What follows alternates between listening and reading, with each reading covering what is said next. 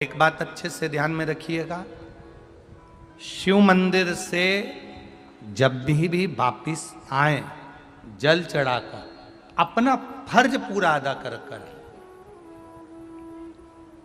फर्ज से मतलब जब शिव मंदिर से वापिस आए, जो पत्ती बेलपत्री फूल शिवजी पे चढ़े थे वो नीचे शिवलिंग पे से नीचे गिर गए हों। एक शिवलिंग रखा है, लाना मिट्टी वाला, लाइए जरा उठा के। अब छत्तीसगढ़ में कथा चल रही, थोड़ा ध्यान से सुन लोगे एकांतेश्वर शिवलिंग का पूरा वृतांत। तो आप लोग जो पशुपति व्रत कर रहे हो या कोई भी उपास करते हो, कई लोग कहते हैं हमने करा नहीं हुआ। क्यों नहीं हुआ? उसमें हमारी गलतियों को हमें छाट। ये देखिए,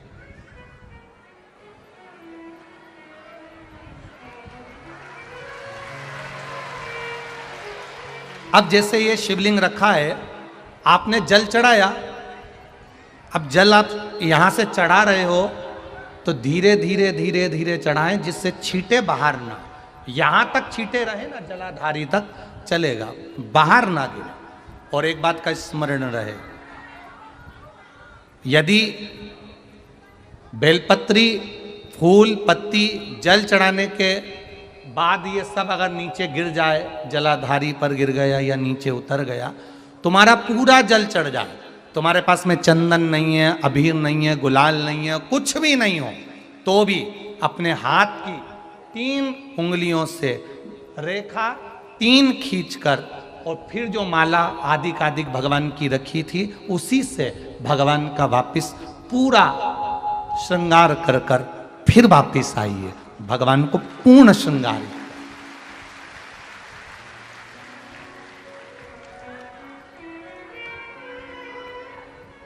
भगवान का पूर्ण श्रृंगार कर कर आइए। कई लोग जल चढ़ाने के बाद में भगवान का जो फूल पत्ती नीचे रखी रहती है, आप, हम ये नहीं कह रहे कि आप अपने घर से लेकर जाओ, आपके पास में कुछ नहीं, 1 लोटा जल चढ़ाओ, जल चढ़ाया, जो फूल पत्ती नीचे रखी हुई है उसी को उठाकर उसको रखकर उसी फूल से भगवान का खूब सुंदर श्रृंगार भगवान का कर कर फिर आइए। क्यों? शिव का जब हम श्रृंगार कर कर आते हैं, माता पार्वती जी ने देव अधिदेव महादेव का श्रृंगार किया है, आप लोगों के स्मरण में होगा। राम जी ने माता जानकी का श्रृंगार किया है। रामचरित सुनिए कथा, रामायण सुनिए, आप लोगों ने रामायण सुनी होगी, तो उसमें माता बैठी हैं शिला के ऊपर और भगवान राम उनका श्रृंगार कर रहे हैं, एक कौवा आता है वो चोंच मार कर जाता है, ये सारा वृतांत आप लोगों ने श्रवण किया है। तो राम जी माता सीता का श्रृंगार करते हैं, भगवान कृष्ण राधा जी का श्रृंगार करते हैं। केवल एक देव अधिदेव महादेव की कथा ऐसी है जिसमें पार्वती जी शिव जी का श्रृंगार करती हैं। शिव का श्रृंगार किस लिए? क्यों? कहा जल चढ़ाने के बाद वहीं पर पड़ी हुई पत्ती से, फूल से, जो चढ़े हुए फूल हैं, चढ़ी हुई पत्ती है, चढ़ा हुआ निर्माल्य है, जो भी शिव जी का है, उसी को धोकर वापिस भगवान का श्रृंगार कर कर आना चाहिए। किस लिए? कि हे भोलेनाथ, जब मैं इस संसार सागर से जाऊं, अखंड सुहाग लेकर पूरी श्रृंगार कर कर इस धाम से जाऊं, ऐसी कृपा बना। जो पढ़ाओ, जो पढ़ाओ, चंदन नहीं है, हाथ से चंदन का स्मरण होना चाहिए। नहीं है हमारे पास लगाने को रोली मौली चंदन, जो भी आपके पास में अबीर गुलाल नहीं, अपने मन का गुलाल लगाइए, अपने मन का हृदय से दिल से रिझाने का प्रयास। ले जा बाबू, ले जा, दिल से चढ़ाइए। और जब भाव से दिल से आप आनंद के साथ देव अधिदेव महादेव का आप पूजन करो, उसमें गलती ना हो, गलती। हम पहले भी कथा में कहें, आज फिर कहते हैं, 3 घंटे की कथा में से 2.5 घंटा हम बोलते हैं, 2.5 घंटे की कथा में से अगर 2.5 मिनट भी आपने बैठकर अपने दिल को, अपने हृदय को, अपने चित्त को, अपने मन को मेरे देव अधिदेव में हम महादेव को दे दिया, तो वो 2.5 मिनट तुम्हारा ना जाने कितने वर्ष को संवार सकता है और ना जाने तुम्हारी जिंदगी को कितना निर्मल कर सकता है। केवल 2.5 मिनट। मेरे तुलसी बाबा तो लिखते हैं कि आदि में पुनि आद। एक क्षण भी अगर हमको मिल रहा है, एक क्षण भी, एक पल भी अगर हमको मिल रहा है भगवान की भक्ति को धारण करने का, एक क्षण भी अगर हमको मिल रहा है भगवान की कथा का रसपान करने का, तो ये मानकर चलें कि हमारा जीवन सार्थक है।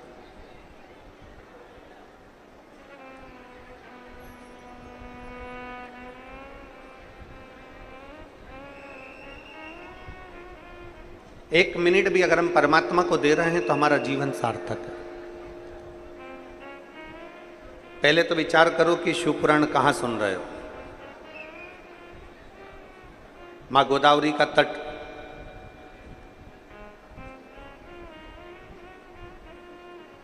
गुरु गोविंद सिंह जी की पुण्य स्थली पवित्र धरा,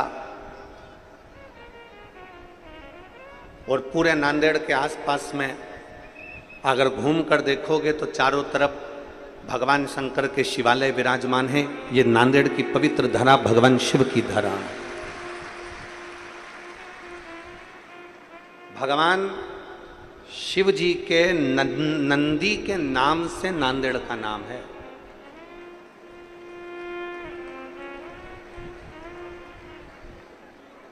और क्या हुआ था नांदेड़ में? अगर पूर्व का इतिहास देखा जाए और हमारे इस नांदेड़ का पूरा स्कंद पुराण में से अगर इस नांदेड़ की पवित्र धरा का पूरा इतिहास निकाला जाए,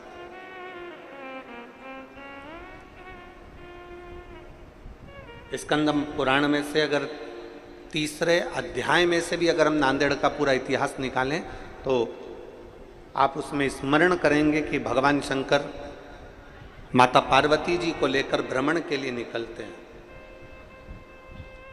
और शंभु शरणे पड़ी मांगू घड़ी रे घड़ी, दुख काटो दया करी ने दर्शन।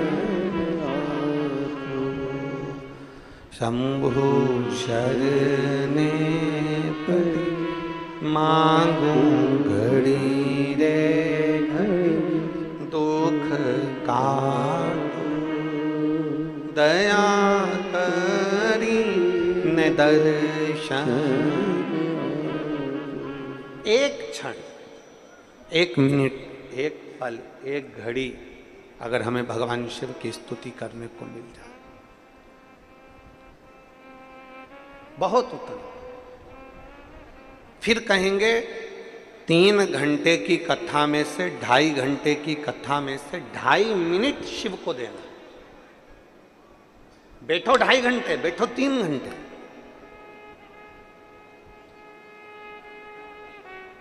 पर एक क्षण अपना निकाल कर भगवान को प्रदान करिए। एक क्षण।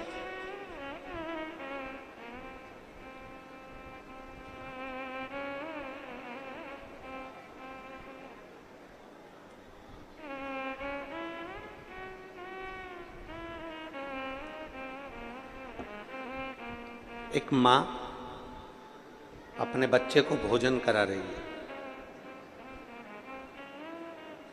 एक माँ अपने बच्चे को दूध पिला रही है, भोजन करा रही है।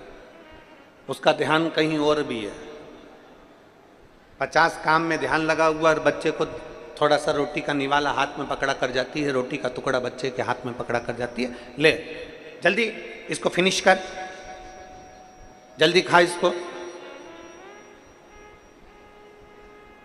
जल्दी खत्म कर इसको। माँ ने बच्चे के हाथ में रोटी का टुकड़ा पकड़ाया, माँ ने बच्चे के मुख में रोटी का टुकड़ा दिया और माँ फिर काम में लग गई, फिर काम में लग गई, फिर काम में लग गई। बच्चा रोटी के टुकड़े को हाथ में लेता है, फिनिश नहीं करता, उसको तोड़ेगा, मरोड़ेगा, फेंकेगा, कहीं इधर डालेगा, कहीं उधर डालेगा, कहीं जाएगा, घूम फिर कर आ जाएगा। माँ ने उसके मुंह में रोटी का टुकड़ा दिया, बच्चा उसको चबाता नहीं है, मुंह में ही भर के रखता है, और मुंह में भरा भरा यहाँ घूमेगा, वहाँ घूमेगा, जाएगा आएगा। फिर इतने में माँ चिल्लाएगी, फिनिश करा, मुंह खोल के बता, जल्दी मुंह खोल। मालूम पड़ा कि मुंह में गप्पो जैसा भरा पड़ा हुआ, फिनिश नहीं कर, मुख में भरा पड़ा हुआ। फिर वापिस माँ आई और माँ ने फिर कहा, ले ये रोटी का टुकड़ा ले, जल्दी से फिनिश कर। अब माँ का ध्यान मोबाइल में है, माँ का ध्यान रसोई घर में है, माँ का ध्यान सिलाई में है, माँ का ध्यान दूसरी जगह लगा हुआ है, माँ का ध्यान झाड़ू पोछा में लगा हुआ है, माँ का ध्यान 50 जगह पर लगा हुआ है, और उसका ध्यान बच्चे को रोटी जरूर पकड़ाई है, बच्चे को रोटी का टुकड़ा जरूर दिया है, पर बच्चा फिनिश नहीं कर रहा, पेट भर नहीं रहा। हाँ, अगर माँ जितना रसोई घर में ध्यान दे रही है, माँ जितना सिलाई में ध्यान दे रही है, माँ जितना मोबाइल में ध्यान दे रही है, माँ जितना इंस्टाग्राम पर ध्यान दे रही है, माँ उतने ही दिल से बेटे के पास में बैठती और 2 रोटी का टुकड़ा अगर दिल से खिलाती तो बच्चा उसी समय पर फिनिश भी करता और खा भी लेता। हृदय, दिल, मन, चित्त, वृत्ति व्यक्ति को देना पड़ता।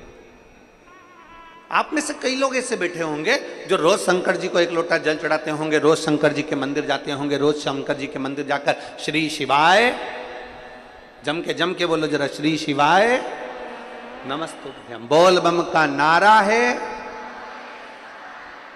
इतना धीमा बोलोगे तो कल्याण तुम्हारा है, जरा जम के बोलो, बोल बम का नारा है, सारी समस्या का हल। अब 1 क्षण के लिए, 1 मिनट के लिए आप जरा विचार करिए, रोज मंदिर जा रहे हो, रोज शंकर जी को जल चढ़ा रहे हो, रोज प्रतिदिन शिवालय जा रहे हो, रोज शंकर के मंदिर में जाकर ओम नमः शिवाय, ओम नमः शिवाय, ओम नमः शिवाय, हर हर महादेव, श्री शिवाय नमस्तुभ्यम, श्री शिवाय नमस्तुभ्यम लगे लगे।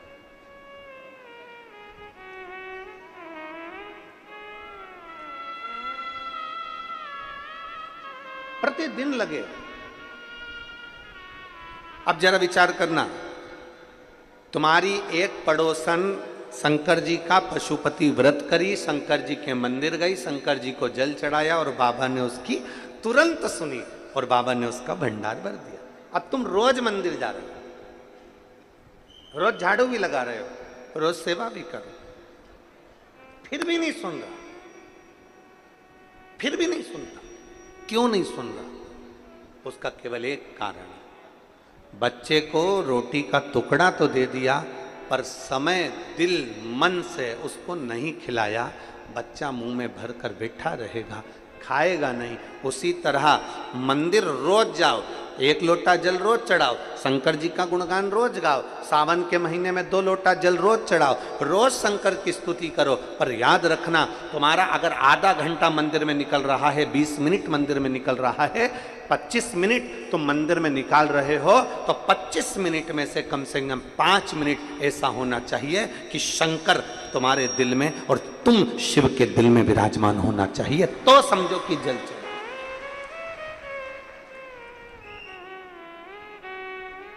तो जानो कि शंकर की स्तुति हुई।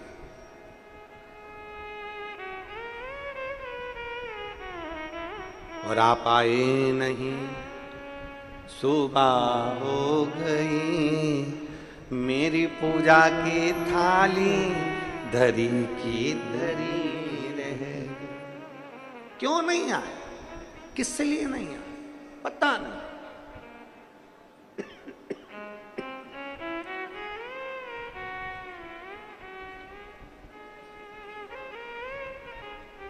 जाओ शिवालय, जाओ देवालय, जाओ शंकर के मंदिर, थोड़ा चित्त लेकर जाना, थोड़ा मन लेकर जाना। शिव महापुराण में महत्तम में देवराज नाम के ब्राह्मण का बड़ा सुंदर चरित्र है।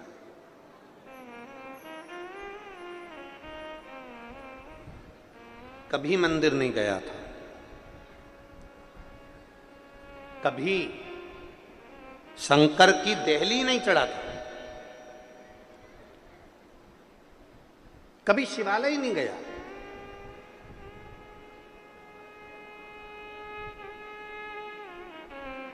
और ये बहुत समझने वाला विषय है महाराज जी। मेरी नांदेड़ की जीजियों से निवेदन है, और जितने मेरे जीजा बैठे हैं इनसे भी निवेदन है, और जितना मेरी बेटी बेटा उन बैठे हैं इनसे भी निवेदन है। शिव के शिवालय में, शंकर के मंदिर में, शंकर की चौखट पर व्यक्ति ऐसे ही नहीं पहुंचता। शिव महापुराण में कोई ऐसे ही नहीं पहुंचता। यहां जितने शिव महापुराण की कथा में बैठे हैं, पंडाल के बाहर हो, पंडाल के पीछे, पंडाल में तो कहीं जगह है नहीं, पर पंडाल के बाहर धूप में जहां लोग बैठे हुए हैं, अपना अपना चादर लगाकर, अपना छाता लगाकर, अपनी पानी की बोतल रखकर, जहां जहां लोग बैठे हुए, जितनी जितनी जगह बैठे हुए, शिव महापुराण में कोई ऐसे ही नहीं पहुंचता।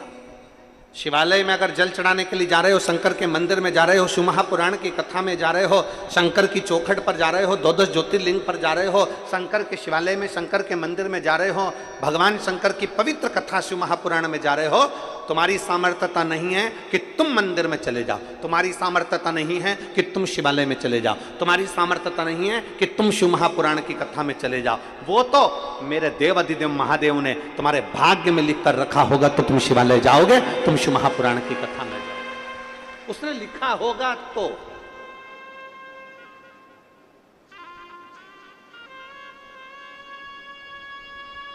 वरना कई कई लोग ऐसे भी हैं नांदेड़ में जो तैयारी करके बैठे होंगे, मैं जाऊंगी कथा में, हमारे नांदेड़ में कथा हो रही है, मैं जाऊंगी कथा में, मैं जाऊंगी कथा में। मालूम पड़ा कि जाने के 2 दिन पहले, 1 दिन पहले ना जाने कौन सा काम अटक गया, और मालूम पड़े मैं आ ही नहीं पाई कथा। वो गीत है ना, शादी की सारी तैयारी रह जाती, मानो हमारा एहसान कि दूल्हे ने हाँ भर दी। वो वाला हाल है कि अगर कथा चालू होने वाले दिन तुम पंडाल में पहुंच जाओ, पहुंचने के बाद बड़े प्रसन्न चित्त में एक स्माइल भोलेनाथ को जरूर देना कि तुझे धन्यवाद कि तू मुझे बुला ही लिया, ये तेरी कृपा।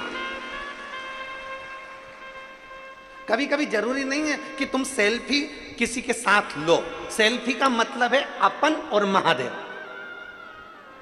बस वो होना चाहिए। दुनिया के लोगों को लग रहा है कि ये अकेली की फोटो है, अकेली की, पर नहीं। कथा के पंडाल में, भगवान शंकर की कथा में, शिवालय में व्यक्ति कभी अकेला नहीं होता, भगवान शंकर उसके साथ कदम से कदम मिलाकर चलते, अकेले का फोटो नहीं। एक प्रसन्न चित्ता तुम्हारे भीतर होना चाहिए कि मैं शंकर के साथ, शिव के, शंकर मेरे साथ, मैं शिव की और शिव मेरे हैं, इसके सिवाय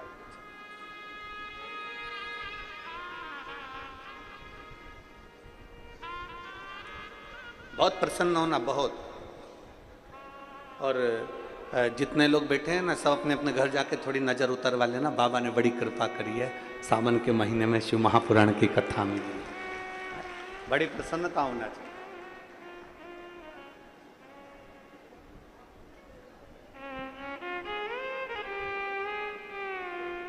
और जब हमारा सर्वस्व, हमारा सब कुछ हम बाबा को दे देते हैं ना, तो फिर हमारा जब कुछ भी नहीं है, सब कुछ बाबा का, बोल बम का नारा है, बाबा एक साथ, सब कुछ बाबा पर सौंप दिया, तो फिर वो बाबा जाना, फिर वो बाबा के हाथ।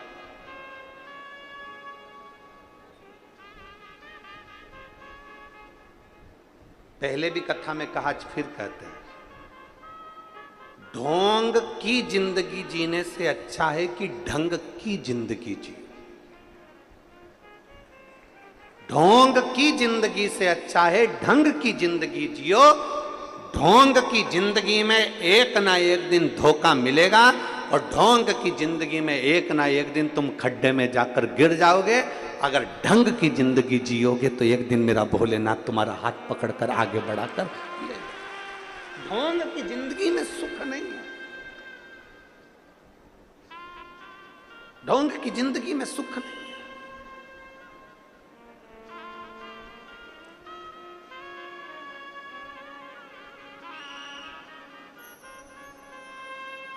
सावन का महीना आया, लोगों ने त्रिपुंड लगाया। सावन का महीना आया, लोगों ने शिवालय जाना चालू करा। सावन का महीना आया, लोगों ने बेलपत्री और फूल भगवान को चढ़ाना प्रारंभ करा ना। सावन का मतलब क्या है?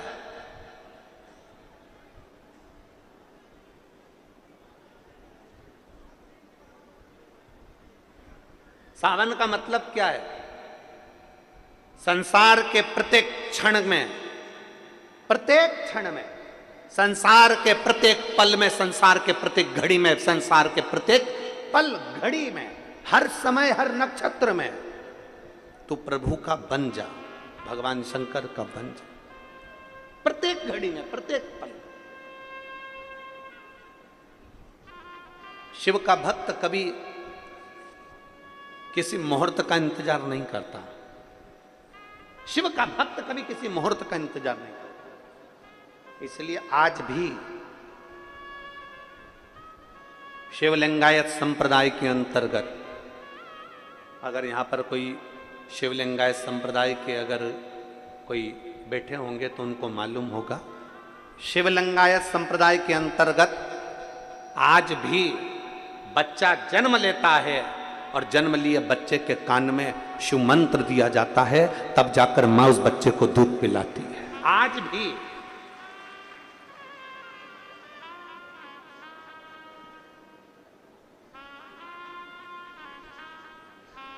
कोई मुहूर्त नहीं देखा,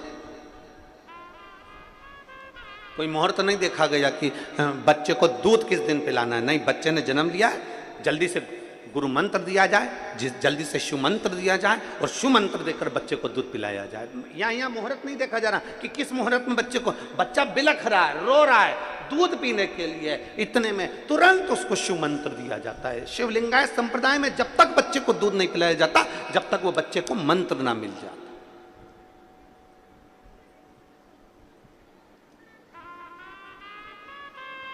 अब बच्चा बिलख रहा है और कोई सोचे कि नहीं आज का मुहूर्त अच्छा नहीं है, कल बच्चे को दूध पिलाएंगे, कल बच्चे को मंत्र दिया जाएगा और कल उसको दूध पिला ना।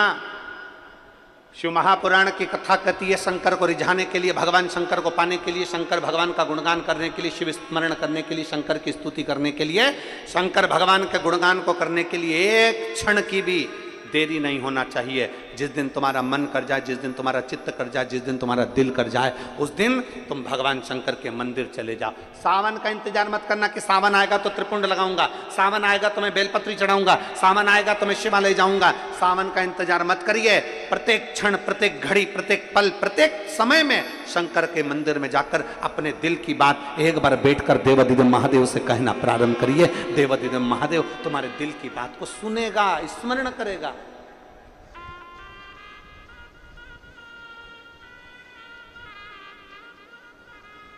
और शंभु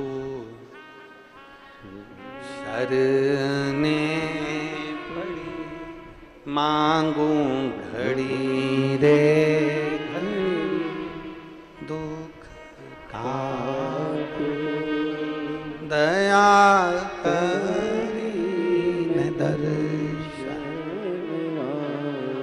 शिव बुलाते, ढोंग की जिंदगी से दूर हो जाओ और ढंग की जिंदगी जीना प्रारंभ करो। हो गया समय, तुमने सोचा कि मैं तिलक लगाकर भगवान शंकर को रिझा लूंगा ना।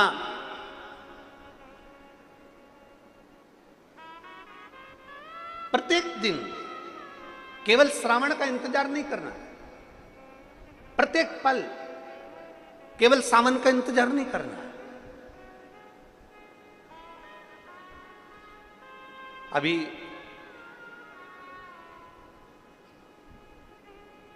कथा के बीच में जन्माष्टमी भी पड़ेगी। बोलो तो सही है, पड़ेगी ना जन्माष्टमी? कथा के बीच में ही पड़ेगी जन्माष्टमी। और भगवान कृष्ण का महोत्सव लोग मनाएंगे, जन्माष्टमी भी मनाएंगे, आप और हम भी मनाएंगे, खूब जन्मोत्सव भी हो, पड़ेगी।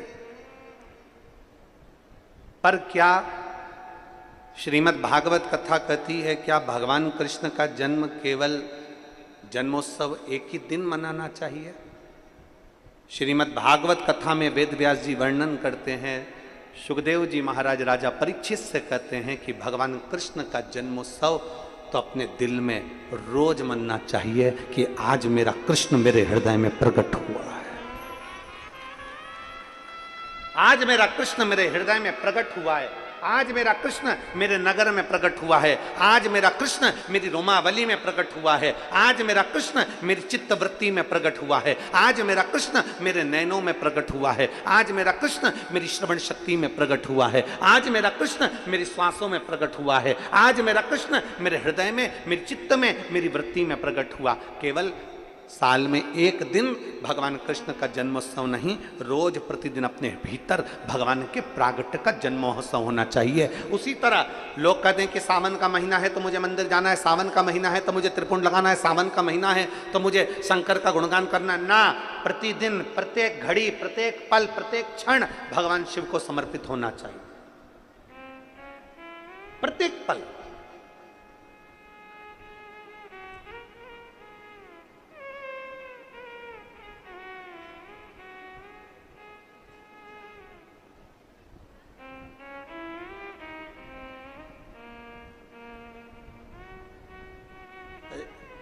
नांदेड़ में पहले भी हम आ चुके हैं, लगभग 12-15 साल हो गए होंगे। मारवाड़ी महिला मंडल का एक आयोजन था और एक शर्मा जी थे दूसरा आयोजन, उनके उसमें भी आना हुआ था।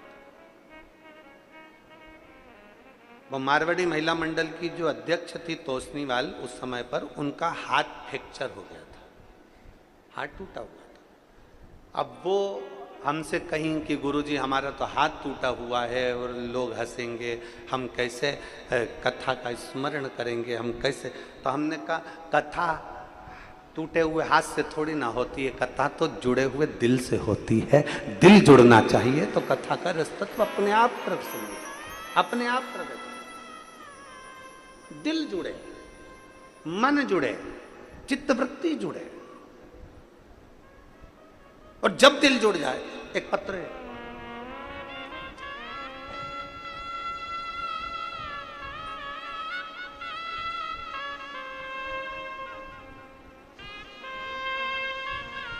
अरुणा सो अरुणा गंगाधर यदुल्ले, मैं छत्रपति संभाजी नगर महाराष्ट्र की रहने वाली हूँ। नांदेड़ में शिव महापुराण कथा के लिए यहाँ मेरा परिवार भी है। गुरुदेव संपूर्ण नांदेड़ और छत्रपति संभाजी नगर की ओर से आपको ये राखी भेज रही हूँ। बहुत बड़ी है, परंतु संपूर्ण छत्रपति संभाजी नगर और नांदेड़ वालों की ओर से रक्षा सूत्र भेज रही हूँ।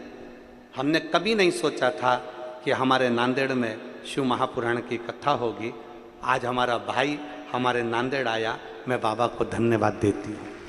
ये शिव तत्व है, स्वीकार। यहां जरूरी नहीं, यहां दिल जुड़ना चाहिए, यहां चित्त जुड़ना चाहिए, यहां मन जुड़ना चाहिए। शंकर के मंदिर में जब भी जाओ, एक तुम रोज लोटा भर के जल लेकर जाते हो और बाबा के दरवाजे जाते हो और फिर भी कहो कि मेरा बाबा सुन नहीं रहा, मेरा बाबा सुन नहीं रहा, मेरा बाबा सुन नहीं रहा। तुम्हें लग रहा है कि बाबा नहीं सुन रहा। बाबा क्यों नहीं सुन रहा? क्योंकि तुम्हारा दिल रम नहीं पाया, तुम्हारा चित्त शिव में रमा नहीं, अभी रमा नहीं।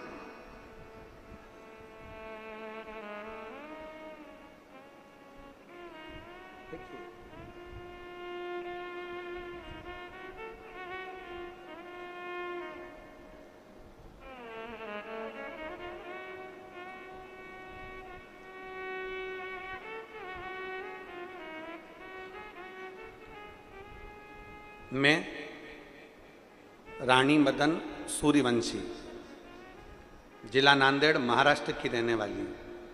कहीं बैठी हो तो हाथ हिलाइएगा। मैं रानी मदन सूर्यवंशी,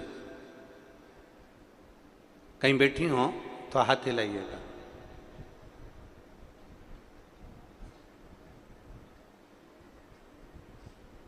कहीं बैठी हैं?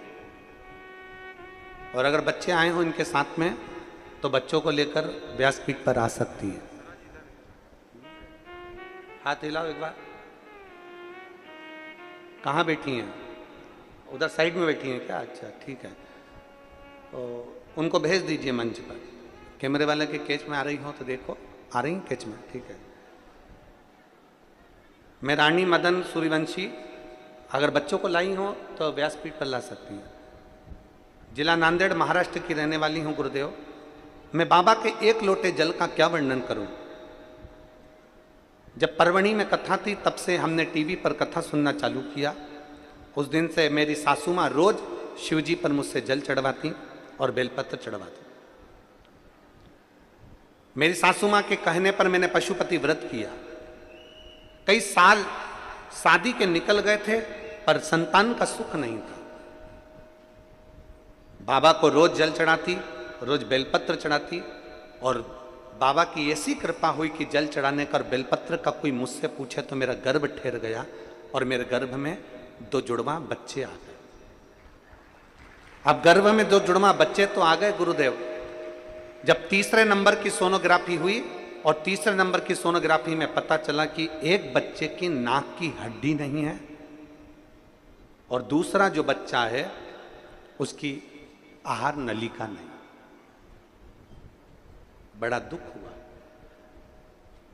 सासू से हमने कहा कि डॉक्टर कह रहा है कि इन दोनों बच्चों को बाहर निकाल दो, दोनों बच्चों को निकाल दिया जाए, ये बच्चे अच्छे नहीं हैं। अब हमारी सासू कहती है कि तेरा दिल क्या कहता है ये बता। हमने हमारी सासू से कहा कि वो सियोर वाला महाराज इतना छाती ठोक कर कहता है कि शंकर पर चढ़ाया हुआ जल कभी खाली नहीं जाता, तो मुझे विश्वास है कि मेरा महादेव दोनों बच्चों को अच्छा रखे।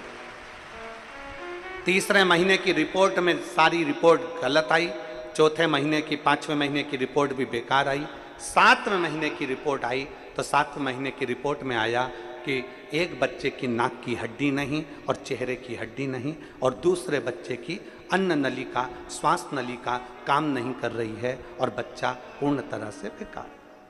7वें महीने की रिपोर्ट में जब ये सब आ गया, बड़ा दिल दुखा। मैं हॉस्पिटल से सोनोग्राफी कराकर रोते रोते घर आ गया। डॉक्टरों ने कुछ का कुछ बता दिया, अब करें तो करें क्या करा जाए। तब मेरे पड़ोस की आंटी ने कहा कि शंकर का चढ़ाया जल पीना चालू कर दे।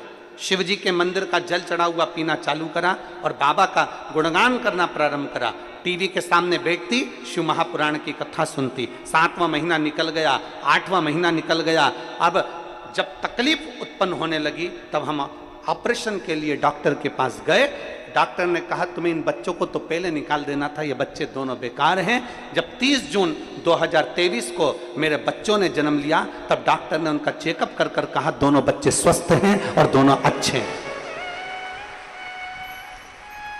30 जून 2023 के दिन मेरे घर में 2 पुत्रों ने, 2 जुड़वा पुत्रों ने जन्म लिया और बाबा की कृपा से डॉक्टर कहते हैं कि दोनों सही सलामत हैं। ये शिव तत्व है, ये उघड़ी है। इन बच्चों का फोटो भी पीछे लगाया गया, आप लोग एलईडी के माध्यम से देख रहे हैं। दोनों पुत्रों का, दोनों बच्चे स्वस्थ हैं।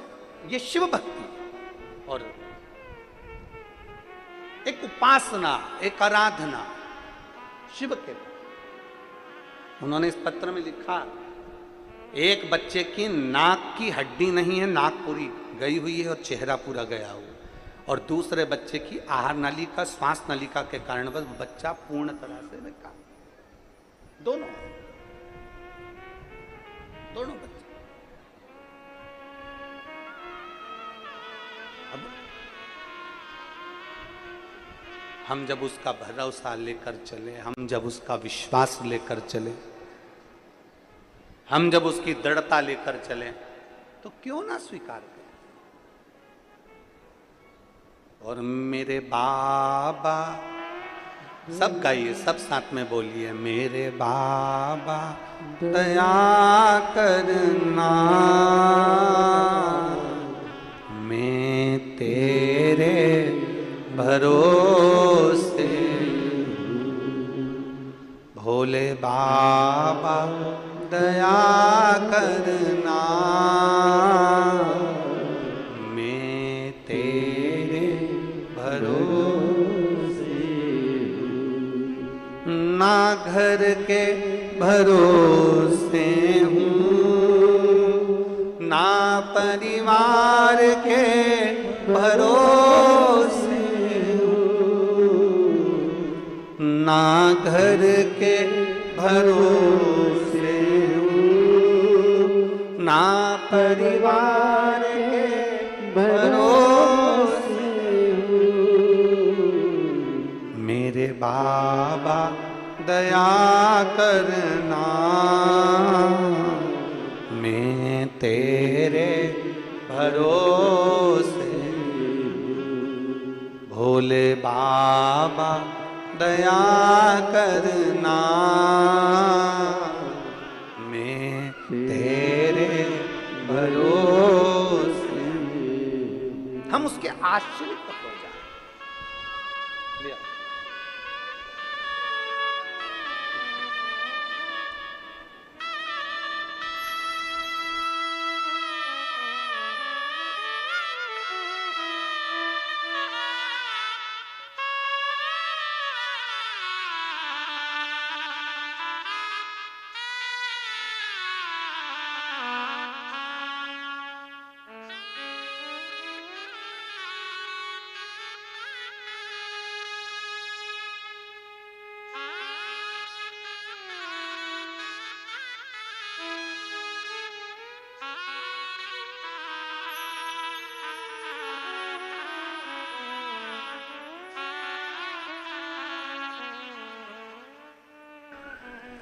डॉक्टर ने बोल दिया था एक कि नाक नहीं है, चेहरा नहीं है, और दूसरे की आहार नली, श्वास नली। देखा, शिव तत्व में हम उसके आश्रित हो जाए, हम उसके आश्रित।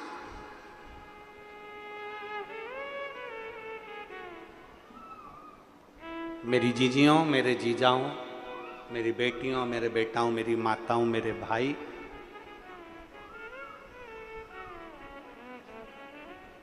एक लोटा जल अगर शंकर के मंदिर में चढ़ा रहे हो तो वो खाली नहीं जा सकता, जाएगा ही नहीं खाली। शिव का चढ़ा जल कभी खाली नहीं जाता, शंकर का लिया गया नाम कभी खाली नहीं जाता, शिव का किया गया भजन कभी खाली नहीं जाता, कभी नहीं। केवल उसको जपने वाला चाहिए। शिव कृपा, शिव के बिना कौन बोला। देवराज कभी मंदिर नहीं गया था, देवराज कभी शिवालय नहीं गया था, कभी भी। देवराज ने कभी शंकर का चौखट, शंकर का शिवालय देखा भी नहीं था।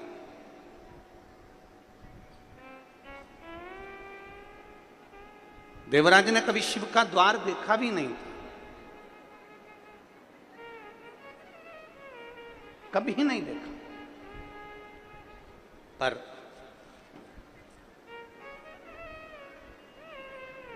अपने घर में से अगर एक व्यक्ति भी पूर्व में अगर भगवान शंकर को एक लोटा जल समर्पित करा है तो उसका पुण्य हमारे खाते में जरूर मिला, उसका पुण्य हमारे खाते में जरूर मिला।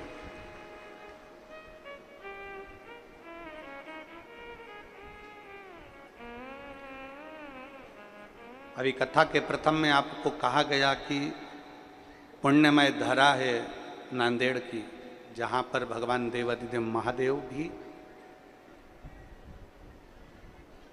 मां गोदावरी को अपना उपदेश देने के लिए यहां पधारे।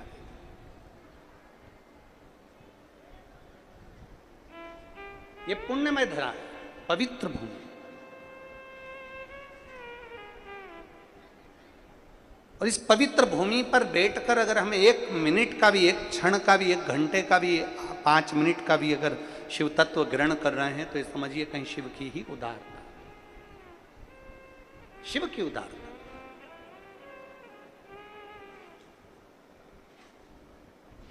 देवराज कभी मंदिर नहीं गया था। ब्राह्मण कुल में जन्म ले लेना एक अलग विषय है, पर ब्राह्मण कुल में जन्म लेने के बाद ब्राह्मण तत्व धारण करना एक अलग विषय।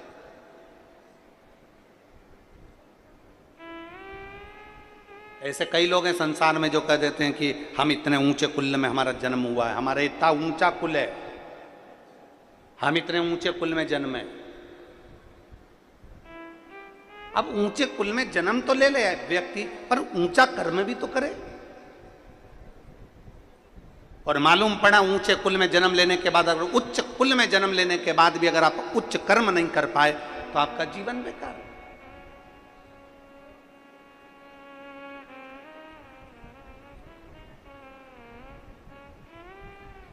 ब्राह्मण के घर में जन्म ले लो, क्षत्रिय के घर में जन्म ले लो, वैश्य के घर में जन्म ले लो, शूद्र के घर में जन्म ले लो, किसी के भी घर में जन्म ले लो, क्योंकि परमात्मा ने जब तुम्हें पैदा करा तब वो ये देखकर पैदा नहीं करा कि तुम ब्राह्मण हो कि क्षत्रिय हो कि वैश्य हो कि शूद्र हो। परमात्मा ने जब पैदा करा तो बस ये देखकर पैदा करा कि भारत की भूमि पर सनातनी को जन्म दे रहा हूं, एक सनातन धर्मी को जन्म दे रहा हूं। ये जाति में, ये बिरादरी में, ये भेद में तो हमने अपने आप को डाल दिया। ये जाति में जो बांटा जा रहा है ना, आज सनातन धर्म को लोगों ने जाति में बांट दिया, ये ब्राह्मण है, ये क्षत्रिय, ये वैश्य, ये शूद्र है, इसने ऐसा करा, उसने वैसा करा, हमारी समाज ज्यादा है, हमारी जाति ज्यादा है, हमारे वर्ण के लोग ज्यादा हैं, हमारा वोट बैंक ज्यादा है। ये केवल लोगों ने अपनी अपनी सोच बनाने के लिए, अपना जाल बिछाने के लिए लोगों को बांटा है। पर शिव कथा कहती है, शंकर भगवान का संवाद कहता है, भगवान शंकर का संवाद कहता है, सारे देवताओं में सभी देवताओं का किसी ना किसी से द्वेष भाव रहा होगा, पर 33 कोटि देवता में केवल एक देवाधिदेव महादेव ऐसे हैं जिनका किसी से द्वेष नहीं है। रावण भी जिनकी पूजन करता है, कंस भी जिनकी पूजन करता है, हिरण्यकशिपु भी जिनकी पूजन करते हैं, राम भी जिनकी पूजन करते हैं, कृष्ण भी जिनकी पूजन करते हैं, कृष्ण भी जिनकी पूजन कर रहे हैं।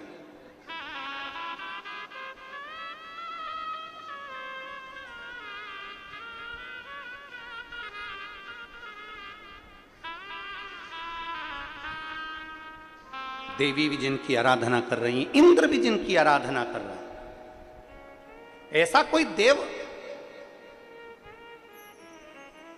इंद्र की विवाद, इंद्र का द्वेष, कई बार भगवान विष्णु का द्वेष, कई बार ब्रह्मा जी का द्वेष, कहीं उत्पन्न हो जाता है कि भगवान नारायण से ये जलने वाले आ गए, कहीं इनसे ईर्ष्या रखने वाले आ गए, कहीं इंद्र से ईर्ष्या रखने वाले, कहीं ब्रह्मा जी से ईर्ष्या रखने वाले। पर शंकर भगवान से कोई ईर्ष्या रखे ये कहीं नहीं हो सकता।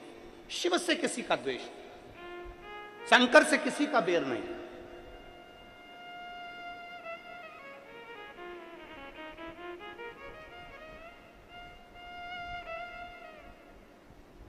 तो कितना दिया, जो आया उसको दे दिया।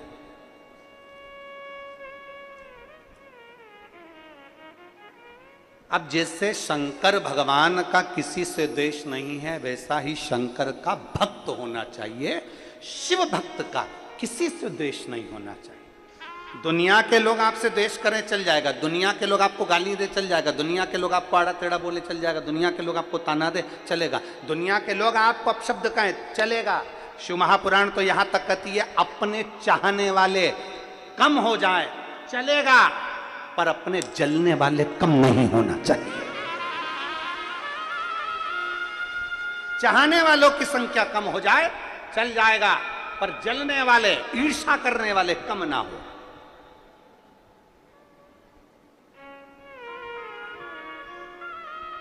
क्यों? चाहने वाले एक दिन तुम्हारे को अपशब्द कह सकते हैं, पर जो चाहते ही नहीं है वो कभी तुम्हारे लिए अच्छा बोल ही नहीं सकते। तो कम से कम तुम्हें मालूम तो पड़े कि हमारे चाहने वालों की संख्या कम हो, पर ईर्ष्या करने वालों की संख्या कम ना हो, बढ़ना चाहिए।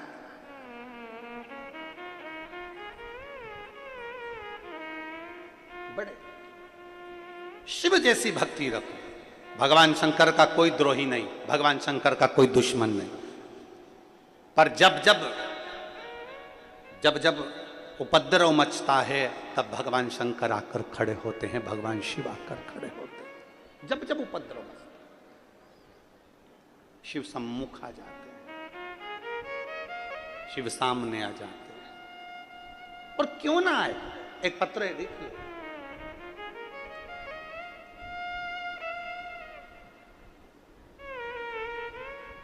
मेरा नाम संगीता संदीप चंद्र है। मेरे 2 बेटियां हैं। मैं मुदखेड़ जिला नांदेड़ रहने वाली हूँ। कहीं बैठी हों तो हाथ हिला सकती हैं। अगर कहीं बैठी हों तो हाथ हिला सकती हैं।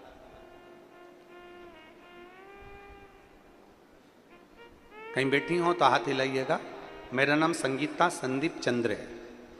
मेरे 2 बेटियां हैं। मैं मुदखेड़ जिला नांदेड़ की रहने वाली हूँ। कहीं बैठी हों तो अपना हाथ हिला सकती हैं। और अगर कैमरे में नहीं दिख रही हों और वो बैठी हों, बैठी हैं, दिख गई? अगर बैठी हैं तो हाथ हिलाएं और बेलपत्र लेने के लिए आ सकती हैं। आपके पति अगर आए हों साथ में, अगर पति आए हैं तो वो भी साथ में आ सकते हैं बेलपत्र लेने के लिए। आप दोनों आ जाएं। हाँ, दोनों आ जाइए। मुदखेड़ जिला नांदेड़ की रहने वाली हूँ। मैं 2022 से आस्था चैनल पर शिव महापुराण की कथा सुन रही हूँ। मैंने 2 बार पशुपति व्रत भी करे हैं। सितंबर का महीना था। गुरुदेव, मेरे पति की तबीयत अचानक खराब हो गई और उनको यूरिन में, पेशाब में खून जाना प्रारंभ हो गया। हमने मुदखेड़ पूर्णा अस्पताल में दिखाया और पूर्णा के डॉक्टरों से सलाह ली। तब उन्होंने हमें नांदेड़ भेज दिया। हम नांदेड़ आ गए। नांदेड़ के अस्पताल में हमने दिखाया तो मालूम पड़ा कि उनके पेट में जहां यूरिन निकलता है उस स्थान पर गठान हो गई और गठान के साथ में उनको कैंसर हो गया। जब मालूम पड़ा कि उनको कैंसर की गठान हो गई और डॉक्टर ने बोल दिया कि ये जांच रिपोर्ट जाएगी और कौन से स्टेज का कैंसर है वो मालूम पड़ेगा, जांच के लिए भेजना पड़ेगा। अब हम करें तो करें क्या? जब थोड़ी सी जांच में मालूम पड़ा कि गठान हो गई और वो कैंसर की गठान है और फिर जांच मुंबई के लिए भेजे और फिर वो कैंसर निकले, हम परेशान हो गए गुरुदेव। 15 दिन तक हमारी आंख से आंसू बहते रहे, हम लोग बड़े दुखी रहे। तब हमारी पड़ोसन ने कहा, एक काम करो कि मेरे पास में सीहोर का रुद्राक्ष रखा है, इसको तांबे के कलश में गलाओ और इसका पानी अपने पति को दो। पति से कहो कि रोज मंदिर जाए और शिव जी के मंदिर में झाड़ू लगाए, शिव जी के मंदिर में पोछा लगाए, शिव जी का श्रृंगार करे, 1 लोटा जल चढ़ाए, नंदी के पास बैठकर उस जल को पीना प्रारंभ करे। हमने वही करना प्रारंभ करा। हम गुरुजी इतने दुखी हो गए थे कि हमारे पास में कोई चारा ही नहीं बचा था। पति के कैंसर हो जाना और बड़ी गठान हो जाना, क्या करते? शंकर पर चढ़ी हुई बेलपत्र लाते, धीरे धीरे उनका स्वास्थ्य और खराब हुआ तो हमने बेलपत्र लाकर उनको घर में देना चालू करा, जल पिलाना प्रारंभ करा और जल पिलाते पिलाते थोड़ा आराम लगना प्रारंभ हुआ। 15 दिन डॉक्टर ने ऑपरेशन के लिए फिर बुलाया तो हम 15 दिन बाद ऑपरेशन के लिए जब हॉस्पिटल में पहुंचे, फिर उनकी सोनोग्राफी हुई, फिर वापिस जांच प्रारंभ हुई। और बाबा का मैं क्या गुणगान करूं गुरुदेव, शायद दुनिया में ऐसा देखने को नहीं मिला होगा जो हमने देखा। 15 दिन बाद जब सोनोग्राफी और जांच हुई, पता चला कि जो कैंसर की गठान थी वो पूरी गल चुकी थी और शरीर में कैंसर समाप्त हो गया था। मैं बाबा को यहाँ धन्यवाद देने के लिए आई। शिव तत्व है। एक लाइन अच्छी लिखी है, आप और हम सब गुनगुनाते हैं। तेरे दरबार की बाबा निराली शान देखी, तेरे दरबार की बाबा निराली शान देखी है। तुझे देते नहीं देखा पर झोली भरी दे, तुझे देते नहीं। पार्वती जी माता लक्ष्मी जी के यहाँ घूमने के लिए गई थी और लक्ष्मी जी के यहाँ जब भ्रमण पर गई, लक्ष्मी जी ने पार्वती का हाथ पकड़ा। हाथ पकड़कर पार्वती से कहा, पार्वती देख, सोने के पर्ण कोटे देख, सोने का महल देख, सोने का नगर देख, सोने का ठाठ देख, पार्वती कितना सुंदर है। कितना सुंदर। और पार्वती, एक मेरा सोने का महल, सोने का नगर, सोने का पर्णकोटा, सोने का कलश, सोने का तोरण, और एक तू पार्वती, तेरे पास क्या है? और एक तेरा पति भस्मी रमा लेता है, जटाजूट बांध लेता है, सांप बिच्छुओं के साथ पड़ा रहता है, तेरे ऊपर ध्यान भी नहीं देता। पार्वती की आंख में जल भर गया और माता पार्वती ने कहा, लक्ष्मी तेरी संपदा तू तेरे पास रख, मना नहीं। तेरा सोने का पर्णकोटा तेरे पास रख, मना नहीं है, पर लक्ष्मी इतना याद रख, मेरे पति को कुछ मत, मेरे पति को कुछ मत दो। सोने का पर्णकोटा तो तेरे पास है।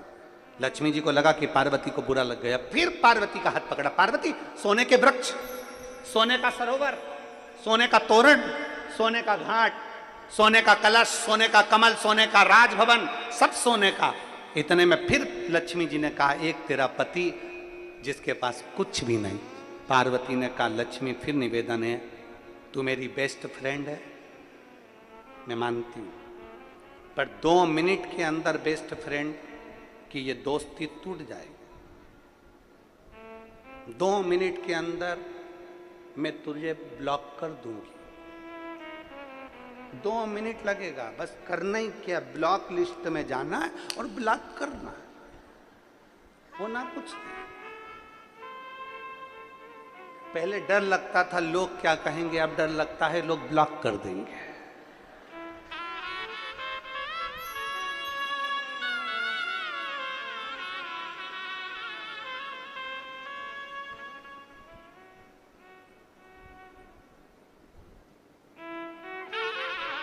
हमने एक बार कथा में आप लोगों को कहा था, आपके स्मरण में होगा, कि जब से यह मोबाइल आया है तब से सब कुछ समाप्त करता गया है, सब खत्म कर दिया मोबाइल ने।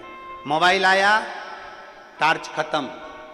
पहले लोग टॉर्च लेकर चलते थे, आज के ज़माने में लाइट गई, सबसे पहले टॉर्च नहीं ढूंढते, क्या ढूंढते? मोबाइल कहाँ है? मोबाइल जलाया, लाइट। मोबाइल आया, टॉर्च खत्म। मोबाइल आया, कैलेंडर खत्म।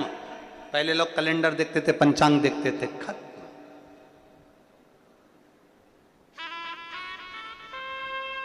कैलेंडर खत्म, मोबाइल आया, टॉर्च खत्म। मोबाइल आया, रेडियो, बोलो बोलो जम के बोलो, खत्म। मोबाइल आया, टॉकीज फिल्म, टॉकीज जाना खत्म। सब कुछ मोबाइल ने खत्म कर दिया। और वही मोबाइल एक दिन तुम्हारी पत्नी के हाथ में आया तो तुम भी खत्म।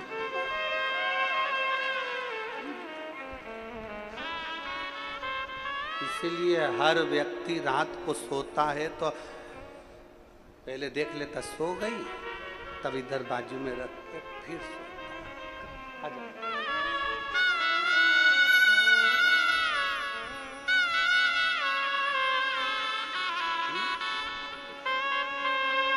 ये बेटे की जो सरकारी नौकरी लगी है उसका है, जोरदार ताली बजाकर स्वागत।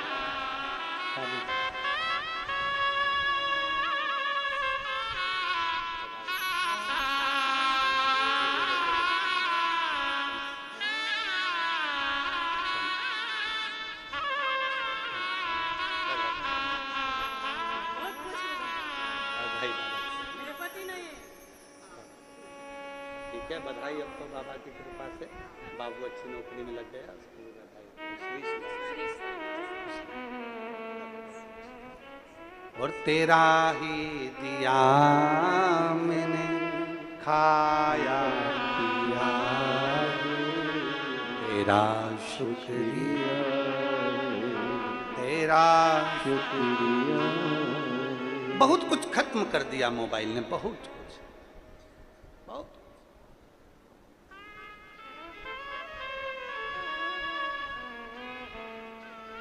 थोड़ी भक्ति में चित्त हो। देवराज कुछ नहीं, पत्नी ने कह दिया, पत्नी नहीं हो, उस स्त्री ने, पर नारी ने, पर स्त्री ने, वैश्या ने कह दिया, पर स्त्री ने।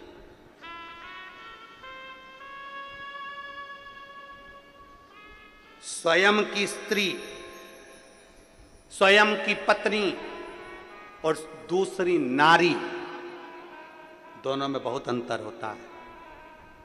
घर में जिसको तुम शादी कर कर लेकर आए हो वो तुम्हारा मुख देखती है, भूखे तो नहीं हो, क्या कमाया क्या नहीं कमाया, बच्चों का पेट भरा जाए। जिसके साथ साथ फेरे लेकर आए हो, जिसको विवाह कर कर लाए हो, वो तुम्हारा मुख देखती है कि तुम्हारा चेहरा क्या कहता है। और जिसको साथ, जिस स्त्री से तुमने फेरे नहीं करे, उसको तुमने केवल अपना दिल देकर बैठे, वो तुम्हारा चेहरा नहीं देखती, वो तुम्हारी जेब देखती है, कितना माल है तुम्हारे पास, कितना माल है, कितना धन है। जब तक तेरे पास में माल है तब तक तो ये जी ओ जी ओ जी करती रहेगी। फिर जिस दिन माल खत्म हुआ, धड़ाधड़, वो कथा सुन लो तुम लोग, श्रीमद् भागवत में आता है चरित्र, धुंधकारी की कथा सुनी कि नहीं सुनी? बोलो रे नांदेड़ वालों, भागवत सुनी? धुंधकारी का चरित्र आता है। 5 वेश्याओं का संग कर लिया था, 5 वेश्याओं का संग आत्मदेव ने करा, 5 वेश्याओं का संग कर लिया था। और एक दिन धन खत्म हुआ तो उन 5 वेश्याओं ने उसी के प्राण ले लिए, उसी के प्राण मुंह में भर दिया, अंगारे और बेलन से ठूस दिए। श्रीमद् भागवत कहती है, पर नारी और पर धन व्यक्ति को कभी सुखी नहीं बना सकता। पर नारी और पर धन व्यक्ति को कभी सुखी नहीं बना सकता, कभी नहीं। रावण ने सीता जी का हाथ छुआ था, रावण ने सीता जी को लेकर हाथ पकड़कर खींच कर लेकर गया था, पूरी लंका में आग लग गई थी, पूरी लंका में आग लग गई थी। और कलकत्ता में एक डॉक्टर बेटी का स्पर्श किया है तो पूरी, जिसने भी स्पर्श किया है उसकी भी लंका बचने वाली नहीं है, एक दिन आग लगकर ही रहेगी। ये छोटी छोटी बेटियां, ये युवान मेरी बेटियां, एक में हो सकता है लोगों को हमारी बात बुरी लग जाए तो लग जाए। सीवर वाला महाराज तो वैसे ही बेकार है। जब तुम मोबाइल खोलोगे तब उसमें सीवर वाले महाराज के लिए लोग गाली देते हुए मिलेंगे 24 घंटे, तो एक बार और दे देंगे। एक निवेदन पूरे भारतवासियों से, भारत में जन्म लेने वाली बेटियों के बाप से निवेदन है कि तुम्हारे घर में अगर बेटी जन्म ले, तुम्हारे घर में अगर बेटी ने जन्म लिया है तो उसकी रक्षा की जवाबदारी भी तुम्हारी खुद की होना चाहिए, दूसरे की नहीं। उसकी सुरक्षा की जवाबदारी अपनी होना चाहिए।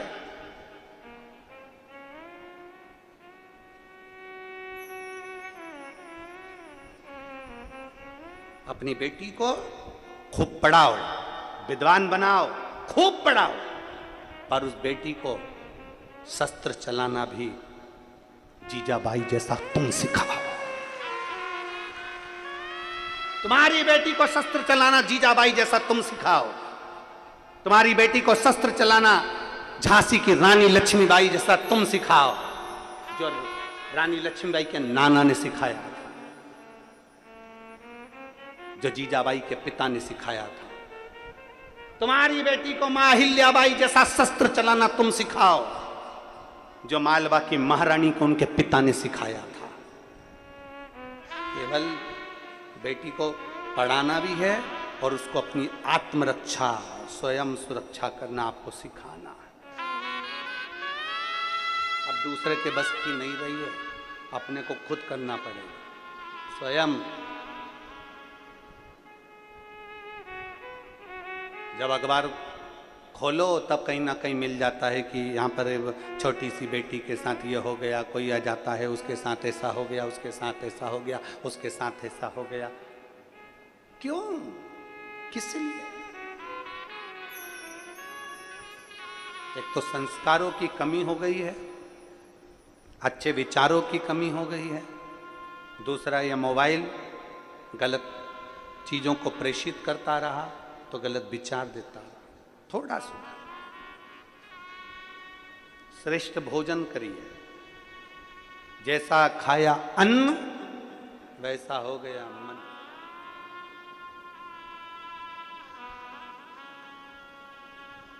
हफ्ते में एक दिन छुट्टी मिलती है। कौन सा दिन होता है? बोलो बोलो जम के। नौकरी करने वालों को एक दिन छुट्टी मिलती है। कौन सा दिन? संडे। शनिवार के दिन विचार कर लिया जाता है कल कहाँ जाना है, कौन सी होटल में जाना है, कहाँ जाना है। हफ्ते में एक दिन छुट्टी मिलती है और लोग विचार कर लेते हैं वहाँ जाना है, वहाँ जाना है, वहाँ जाना है, वहाँ जाना है, वहाँ खाएंगे, वहाँ एंजॉय करेंगे, वहाँ ये करेंगे। हफ्ते में एक दिन की अगर छुट्टी मिले तो घर के लोगों को विचार करना चाहिए कि अपने बच्चों को लेकर किस शिवालय में जाना है, किस शंकर के मंदिर जाना है, किस सत्संग में जाना है। उसको अच्छी प्रेरणा दीजिए, अच्छा संस्कार दीजिए, सुधारने का प्रयास करें। देवराज वो कहे माता लक्ष्मी जी से, लक्ष्मी जी ने पार्वती जी से कहा तुम्हारे पति के पास कुछ भी नहीं, कुछ नहीं, मत हो, नहीं है ना कुछ, चलेगा, कुछ ना हो चलेगा। साधुता साधुता साधुता है, बहुत बहुत साधुता, बहुत बहुत साधुता है। तलवार चलाते हो अपने जीवन में, एक दूसरे का धन और दूसरे की स्त्री, दूसरे की नारी बर्बाद कर देती। दूसरे कौरवों ने द्रौपदी का मात्र चीर छुआ था, पूरा कुल डूब गया, पूरा कुल। पर नारी और पर धन बर्बाद करने वाला, बर्बाद। थोड़ा बच्ची है, थोड़ा। देवराज से कहा जो रानी के गले में हार पड़ा है वो हार मुझे चाहिए, वो हार मुझे ला कर दो, मुझे चाहिए। समझाया, बहुत समझाया, पर ना माना। चले गया, चोरी करा देवराज ने और वो हार लेकर भी आया, पर कहीं बुखार शरीर में आ गया, ताप पड़ा तो शिवालय गए। जैसे माता पार्वती जी ने लक्ष्मी जी को समझाया कि ये धन, ये दौलत, ये संपदा हमें ठीक नहीं लगती है, ये ठीक नहीं। शायद आप लोगों को मालूम होगा, शंकर भगवान ने पार्वती जी से शादी करी थी और नंदी पर बिठाकर अपने पिता के घर से जब पार्वती को लेकर आए थे, तब सबसे पहले शंकर भगवान ने शमशान में पार्वती जी को शादी कराने के बाद शमशान में लाकर रखा था। शमशान में पार्वती जी ने पूछा, प्रभु यहां कहां लेकर आ गए? यहां तो कुछ है ही नहीं, कुछ भी नहीं, सूना पड़ा है, शमशान खाली पड़ा हुआ है, यहां कुछ नहीं। मेरे ओघड़दानी शंकर जी ने कहा था, पार्वती एक श्रेष्ठ नारी का लक्षण है जो वीराने को भी स्वर्ग बना दे, वो घर की नारी हुआ करती है, धर्म पत्नी हुआ करती है। वीराने को जो स्वर्ग बना दे,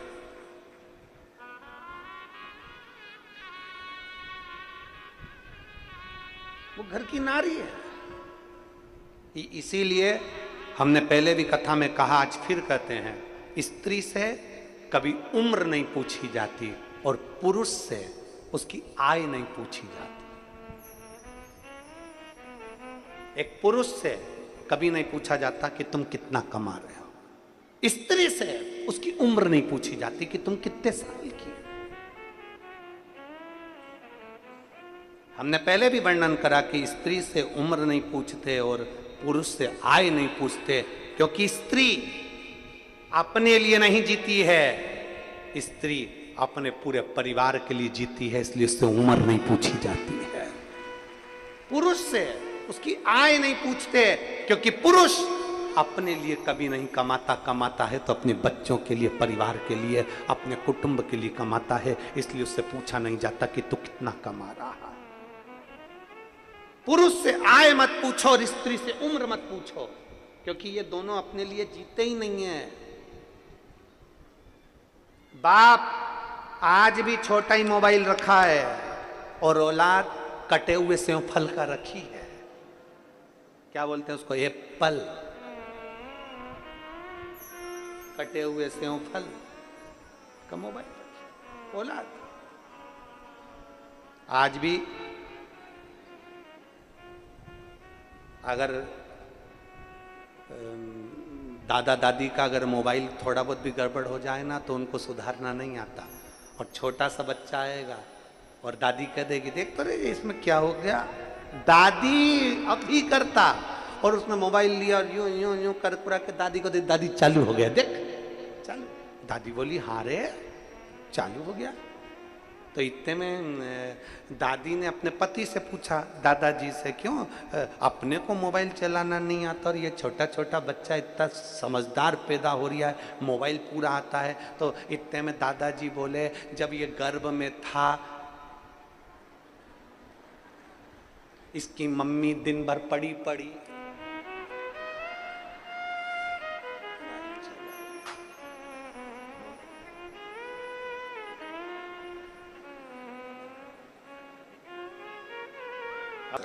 हम क्या दे रहे हैं बच्चों को, हम क्या प्रदान कर रहे हैं बच्चों को। बच्चा भोजन नहीं करता हम उसको मोबाइल पकड़ा देते हैं, बच्चा अगर जिद करता है तो हम मोबाइल पकड़ा देते हैं। हम हमारे बच्चों को क्या दे रहे हैं? हम अच्छा संस्कार कहां दे पा रहे हैं? देवराज, और वो देवराज जो देवराज भगवान शिव की विरल भक्ति को धारण नहीं कर पाया, ब्राह्मण कुल में जन्म लेने के बाद भी श्रेष्ठ नहीं बन पाया। पढ़ाओ, गर्भस्थ नारी को पढ़ना चाहिए, सुंदरकांड भी पढ़ना चाहिए, हनुमान चालीसा भी पढ़ना चाहिए, राम रक्षा स्तोत्र भी पढ़ना चाहिए, गिरिराज चालीसा भी पढ़ना चाहिए, शिव स्तोत्र भी पढ़ना चाहिए, शिव चालीसा भी पढ़ना चाहिए। खूब पढ़ो खूब, और अपने बच्चों को इतना प्रबल बनाओ, संस्कारवान बनाओ। संस्कार कुछ थोड़ा थोड़ा उनको संस्कार देते रहे। संस्कार। लक्ष्मी मैया ने क्रोध किया, पार्वती मैया ने गुस्सा किया, घर गई, पति से कहा मुझे एक महल बनवाओ, महल बनवा दिया। पर वो महल शंकर जी जानते थे ये मेरे लिए नहीं, ये महल में मुझे रहना नहीं है।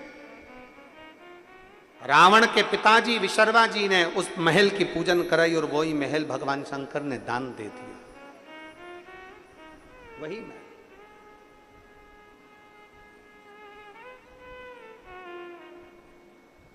कई लोग कहते हैं शंकर भगवान वीराने में रहते हैं, शंकर भगवान वीराने में रहते हैं, शंकर भगवान शमशान में रहते हैं, शंकर भगवान यहां वहां।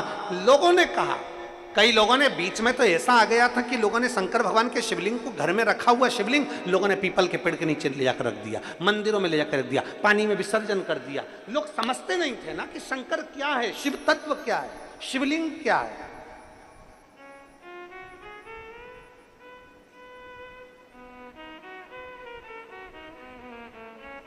लोग जान नहीं।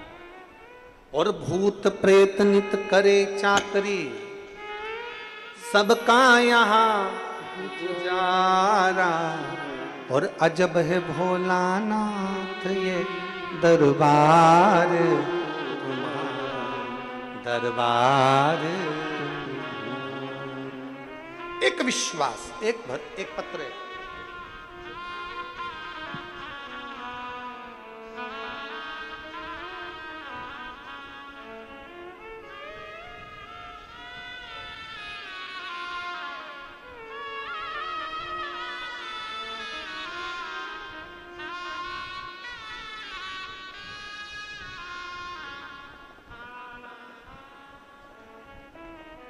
मेरा नाम पूजा गजानन गिरी है, मैं नांदेड़ में रहती हूँ।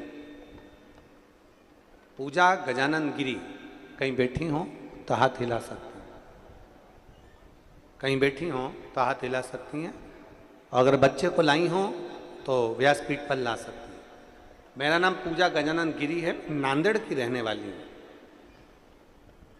गुरुदेव, मेरा पहली बार गर्भ ठहरा तो मेरे गर्भ में जो बच्चा था उसकी धड़कन नहीं है, धड़कन नहीं आई तो डॉक्टर ने कहा कि इसको निकलवा दीजिए। हमने डॉक्टर का कहना मानकर गर्भ को निकलवा दिया। दूसरी बार मेरा गर्भ बहुत दिन तक नहीं ठहरा, कई समय निकल गया। फिर पशुपतिनाथ का व्रत कर कर भगवान शंकर पर बेलपत्र चढ़ाकर सफेद आंकड़े की जड़ का प्रयोग कर कर मेरा गर्भ ठहरा। गर्भ ठहरा, दूसरी बार जांच कराने के लिए जब हॉस्पिटल गए तो डॉक्टर ने कहा इस बच्चे की धड़कन नहीं, इस बच्चे को निकाल। पहला बच्चा जा चुका था, दूसरा बच्चा बड़ी मुश्किल से आया था और उसकी भी धड़कन नहीं। अब करूं क्या? हमने डॉक्टर के मुख से सुना कि इसकी धड़कन नहीं है, सोनोग्राफी कराई, सब मालूम पड़ा कि इसकी धड़कन नहीं आ रही। तब मेरी माता ने आपकी कथा सुन ली थी, हमने कभी आपकी कथा नहीं सुनी थी।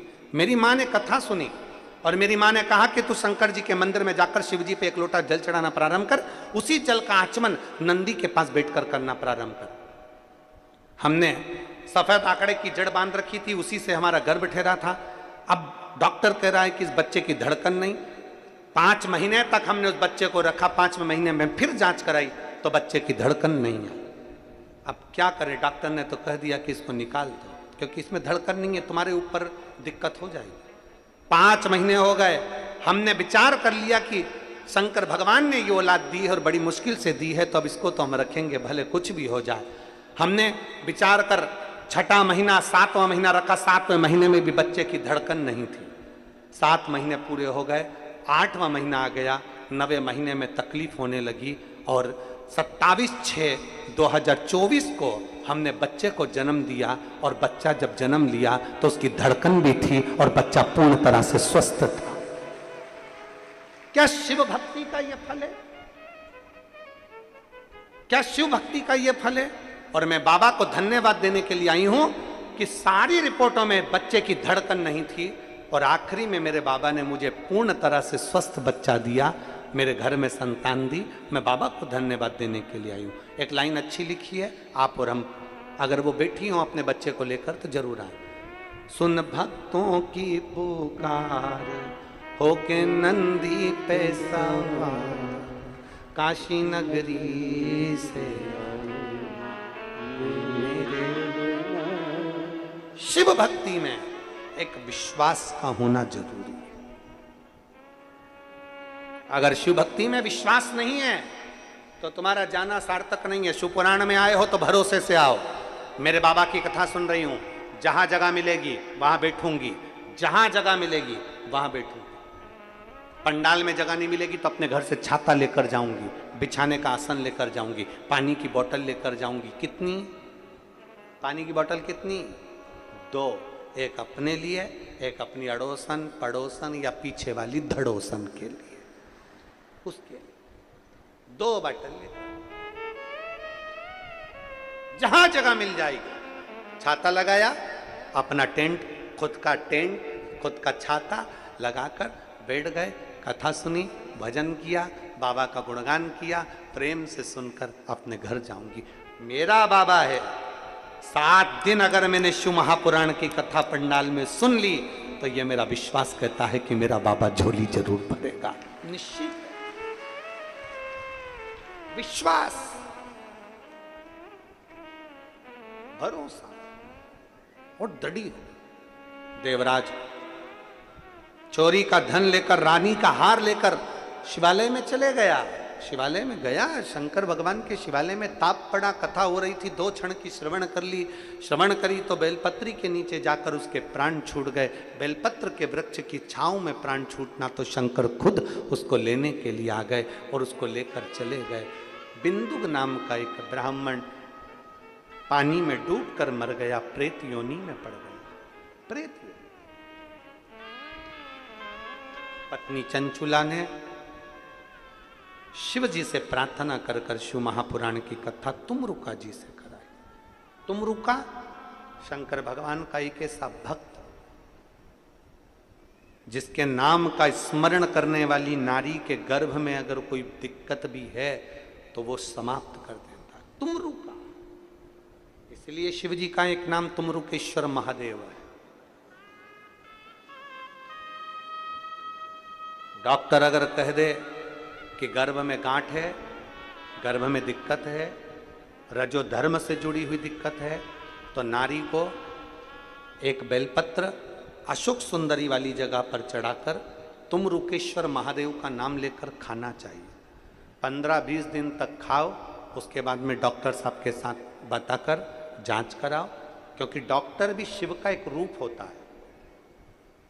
शिव महापुराण में डॉक्टर को शंकर का एक रूप कहा गया, शिव का एक रूप। वो बताए कि सोनोग्राफी कराओ, सोनोग्राफी कराओ, जांच कराओ, जांच कराओ, जितनी दवाई दे कुंदकेश्वर महादेव का नाम लेकर खाइए।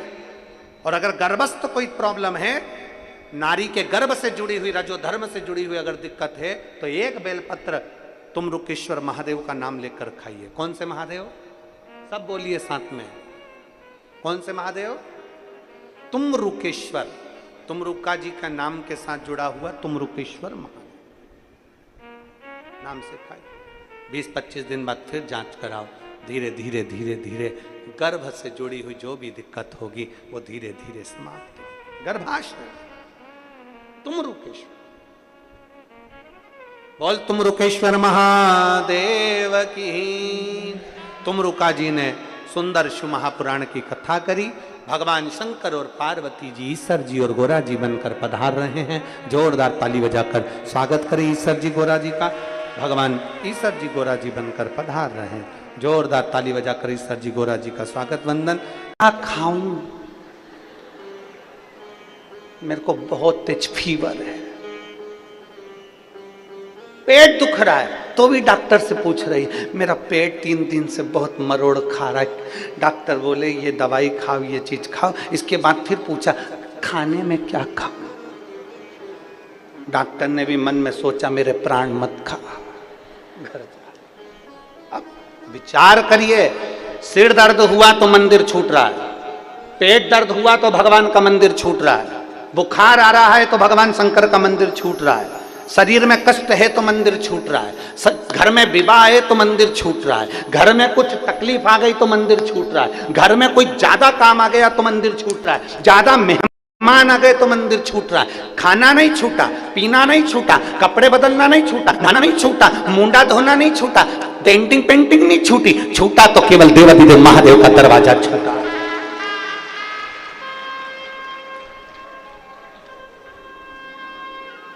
आज बहुत सारे मेहमान आए, आज मैं मंदिर नहीं जाऊंगी, तो इतने सारे मेहमान आए तो मुंडा भी मत हो। फिर सबसे पहले मेहमान आए तो ऊपर कमरे में गई और 4 बार दर्पण में देखी, आंख फाड़ फाड़ के, अच्छा बढ़िया दिख रही। और उसके बाद मुंडा धोने के बाद में ना जाने कौन कौन से 3-4 क्रीम थे, वो सब लगा लू के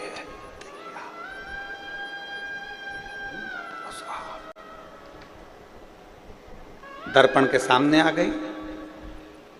पति से कहती उठो, जल्दी आओ इधर, जल्दी आओ। पति ने बोला क्या हो गया? मेहमान आए। तो अच्छा है ना, इधर तो आओ, जरा मेरी साड़ी नीचे खींच देना पीछे से, जल्दी आओ। और वो पति बेचारा लेटा हुआ था, सोया हुआ था, बेचारा आया नीचे से और ये बढ़िया पटली वटली लेके कांच में देख रही, और थोड़ा सा नीचे, और बढ़िया पल्लू लेके थोड़ा नीचे, थोड़ा और नीचे।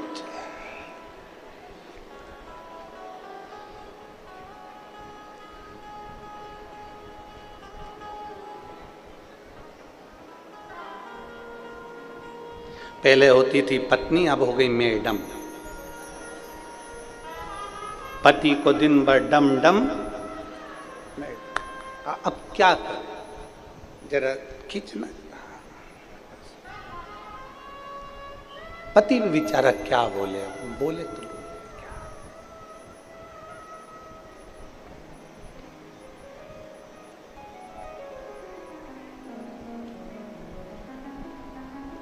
पति कुछ नहीं बोल सकता। एक रामायण में कथा आती है, आपने सुनी है? वो सुग्रीव का बड़ा भैया, क्या नाम था? बाली। उसके सामने जो जाता था उसका आधा बल सुग्रीव में आ जाता था। बोलो सही है कि गलत है? अरे बोलो तो जम के। वो बाली उसके सामने जो जाता था उसका आधा बल उसमें आ जाता था। बाली गया, बाली के बाद हो गई घरवाली।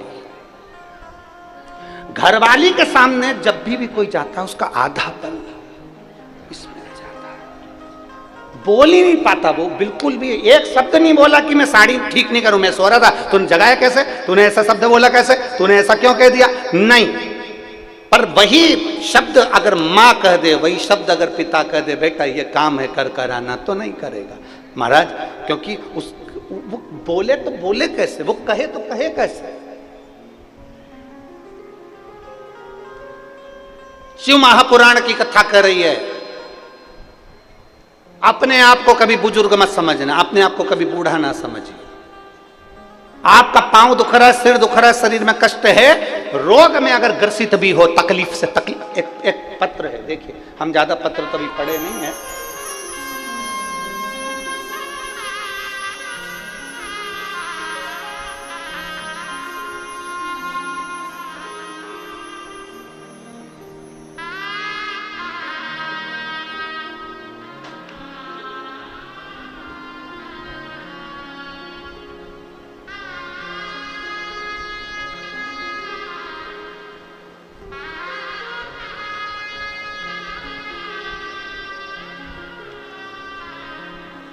बाबू दादूजी खड़के, मुकाम पोस्ट घाट लाड़की, क्या लिखा है आप लोग समझ गए ना, ठीक है।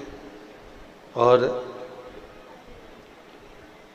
पूर्ण विश्वन चूर्णी, मोबाइल नंबर मेरा ये है। कहीं बैठे हैं, हाथ हिलाओ जरा, हाथ हिलाओ, हाथ कहाँ है, हाथ हिला दो एक बार, अच्छा ठीक है, दिख गया। गुरुजी,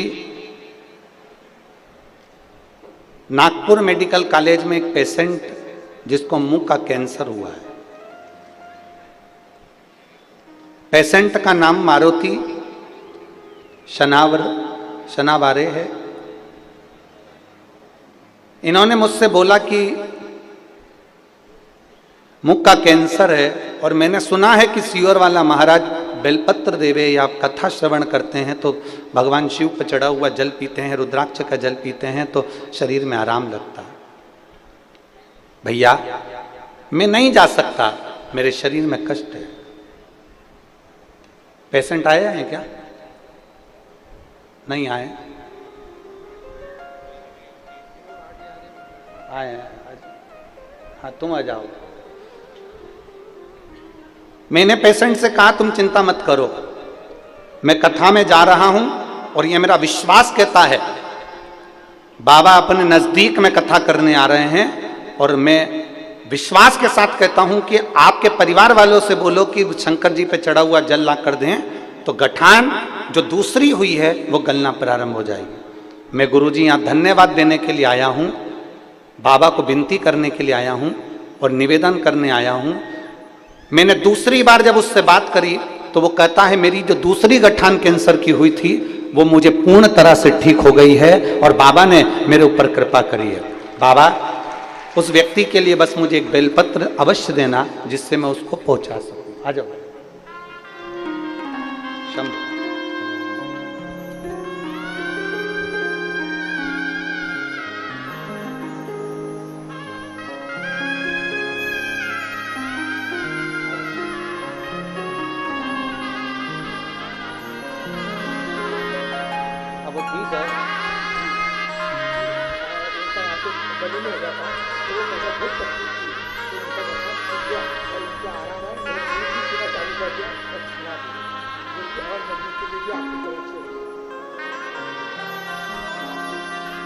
बोल रहे हैं कैंसर की गठान थी, ऑपरेशन की तैयारी थी, और जब शिव जी पे चढ़ा हुआ जल पीना प्रारंभ करा तो वो गठान पूरी फट गई और उसका पस पूरा निकल गया।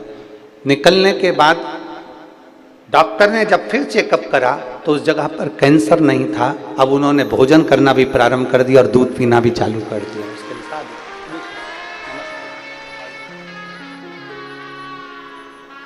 एक शिव की आराधना, सिर दुखे मंदिर नहीं छूटना चाहिए, पेट दुखे, मंदिर नहीं छूटना चाहिए। शरीर में कष्ट है, मंदिर नहीं छूटना चाहिए। भगवान के मंदिर को हमें नहीं छोड़ना। तेरे मंदिर में आना मेरा काम है और मेरी बिगड़ी बनाना तेरा काम। हम क्यों छोड़े मंदिर? हम देवालय शिवालय को नहीं छोड़े। मेरा बेटियों से निवेदन है, मेरी माताओं से, मेरी जीजियों से निवेदन है, मेरे जीजाओं से निवेदन है, मैं निवेदन करूं मेरी माताओं से, मेरे बेटाओं से, अपने आप को बुजुर्ग न समझिएगा। अपने ये नहीं कि मैंने एक एग्जाम दिया और उसमें नहीं पास हुआ तो मैंने एग्जाम देना छोड़ दिया। मैंने 5 बार एग्जाम दे दिया, मैंने 6 बार एग्जाम दे दिया, मैंने 7 बार एग्जाम दे दिया और आपने एग्जाम देना छोड़ दिया।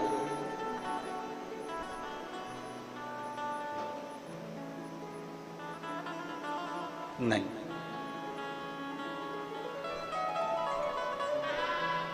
इस पंडाल में एक माता ऐसी बैठी है जिसके घर में 32 साल के बाद औलाद हुई। 32 वर्ष के बाद औलाद हुई। आज छोड़ दी थी, संतान नहीं होगी। अब डॉक्टर ने कह दिया संतान का सुख नहीं होगा, अब औलाद नहीं हो सकती। पर कथा श्रवण करी और कथा से बल मिला, और बल मिला तो उसने सोच लिया अब तो देगा, और देने वाला कौन? वो महादेव ही दे सकता है, बाकी का दुनिया में कोई नहीं दे सकता। और एक बात अपने भीतर उतार कर रखना, मेरा देव अधिदेव महादेव जब देता है तो ऐसा देता है कि वो कभी जिंदगी भर खत्म नहीं होता है। देवता देते हैं तो हो सकता है कि वो एक दिन समाप्त हो जाए, पर मेरे महादेव जब देते हैं तो छप्पर फाड़ कर देते हैं, वो कभी समाप्त नहीं होता, कभी समाप्त नहीं होता। आप शंकर भगवान की आराधना करने के लिए मंदिर तक जाइए, आप शिव जी को जल चढ़ाने के लिए मंदिर तक जाइए, आप शंकर भगवान की आराधना करने के लिए देवाधिदेव महादेव तक पहुंचने का प्रयास करिए। जब आप देवाधिदेव महादेव के करीब में जाएंगे तो आप कहते हो कि हम शंकर के करीब गए ना, हम मान ही नहीं सकते कि आप शंकर के करीब गए। आप कहते हो हम मंदिर तक गए ना, आप मंदिर तक जा ही नहीं सकते। आप कहते हो हम शिव पुराण तक गए ना, आप शिव पुराण तक जा ही नहीं सकते। मंदिर तक आप नहीं जा रहे हो, मेरे महादेव का प्रेम तुम्हें खींच कर लेकर जा रहा है। कथा तक आप नहीं जा रहे हो, शिव पुराण का प्रेम आपको खींच कर ला रहा है। इस चिलचिलाती हुई बैसाख के महीने में, इस चिलचिलाती हुई गर्मी में मेरी ये जीजियां बैठी हैं, इतने सारे भाई बैठे हैं, मैं इनसे पूछना चाहूंगा, दोपहरी का समय 11-12 बज रही हो, आप में से कितनी माताएं जो अपनी पड़ोसन के घर जाती हो? बोलो बोलो, जम के बोलो जरा। कोई जाती है? रिश्तेदार के यहाँ कोई नहीं जाता। जाते हो तो शाम को जाना है तो रात्रि को चलेंगे, शाम को चलेंगे, पार्टी में चलेंगे, इसमें चलेंगे, पर दिन में नहीं जाओगे। कितना बड़ा भी फंक्शन हो तुम दिन में निकलना पसंद नहीं करोगे। क्यों? दिन में इतनी तेज गर्मी पड़ रही है, चिलचिलाती हुई धूप पड़ रही है। मैं नहीं जाती, बाद में देखूंगी, चक्कर आ जाएगा, ये हो जाएगा, वो हो जाएगा। कोई जाना पसंद नहीं करता, पर इतनी चिलचिलाती हुई बैसाख के महीने की गर्मी और दोपहर में 12:30 बजे तक कथा सुनना और दोपहर में 1:30 बजे अपने घर को जाना, जरा विचार करिए। ये आप नहीं कर सकते, ये आपके बस का नहीं है। आपको शिव पुराण का प्रेम खींच कर ला रहा है, मंदिर में देवाधिदेव महादेव का प्रेम खींच कर ला रहा है।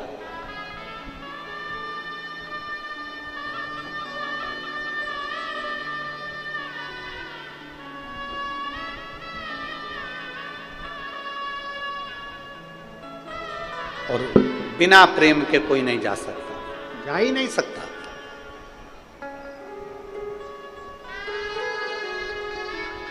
आप शिव जी के करीब में जा रहे हो तो ये उनका प्रेम है। आप नहीं जा रहे हो, शंकर जी खींच के बुला रहा है।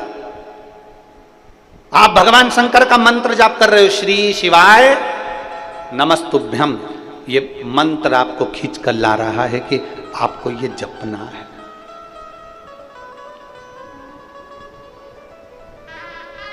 थोड़ी परीक्षा ले सकता है मेरा महादेव। एक शंकर जी का एक नाम है द्विजेश्वर, शिव जी का एक नाम है द्विजेश्वर। क्या नाम है? द्विजेश्वर। फिर एक बार बोलिए वापिस, द्विजेश्वर। शिव जी का एक नाम है द्विजेश्वर। शंकर ने एक अवतार लिया है, द्विजेश्वर अवतार। एक राजा हुए जिनका नाम था भद्रायु।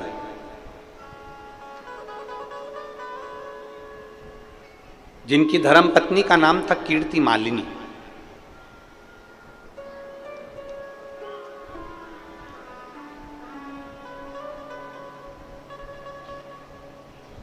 भद्रायु और कीर्ति मालिनी दोनों शादी के बाद भगवान शंकर की भक्ति में ऐसे, क्योंकि कीर्ति मालिनी भी बचपन से भगवान शंकर की आराधना करती थी, भद्रायु भी, राजा भद्रायु भी शंकर भगवान की आराधना करते थे। दोनों ने विवाह करा और विवाह करने के बाद दोनों ने नियम बना लिया कि प्रतिदिन शंकर भगवान के शिवलिंग का पूजन करना।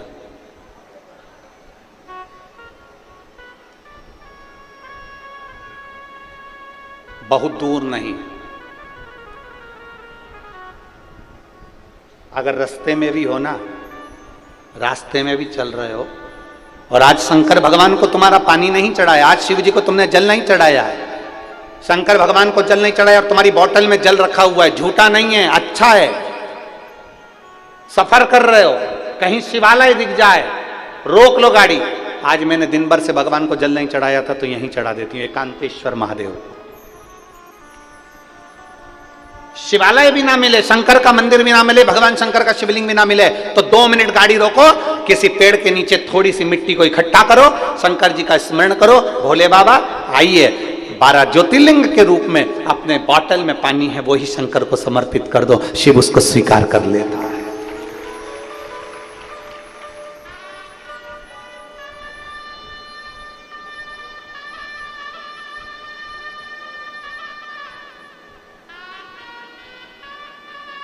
बहुत सरल, इससे सरल दुनिया में कोई देवता नहीं हो सकता, वो देव अधिदेव महादेव, जिनको भोला कहते हैं। भोला, कीर्ति मालिनी और भद्रायु ने भगवान शिव की आराधना करना प्रारंभ करी, शिव की भक्ति करना प्रारंभ करी, इतनी भक्ति में डूब गए। और हम फिर कहेंगे शंकर भगवान थोड़ी परीक्षा ले सकता है, शिव जी थोड़ी परीक्षा ग्रहण कर सकता है, परीक्षा ले सकता है, पर इतना याद रखना परीक्षा वो लेता है ना तो बल भी वो देता है। कई माताएं कहती है अब मैं तो बहुत दुखी हो गई, अब मेरी जिंदगी में अब तो इतना दुख दे दिया भगवान अब सहन नहीं कर सकती। शिव महापुराण की कथा कहती है भगवान दुख भी उतना देता है जितना तुम सहन कर सकते हो, डॉक्टर इंजेक्शन उस तरह से देता है जितना धीरे धीरे तुम सहन कर सकते हो। अर्थात तुम्हारी जितनी कैपेसिटी है उतना ही दुख मिलेगा, तुम्हारी जितनी कैपेसिटी है उतना ही सुख मिलेगा। परमात्मा के दरवाजे पर भेदभाव नहीं है, मेरा भोलेनाथ जो भी दे रहा है उस श्रेष्ठता में देने का प्रयास करता है।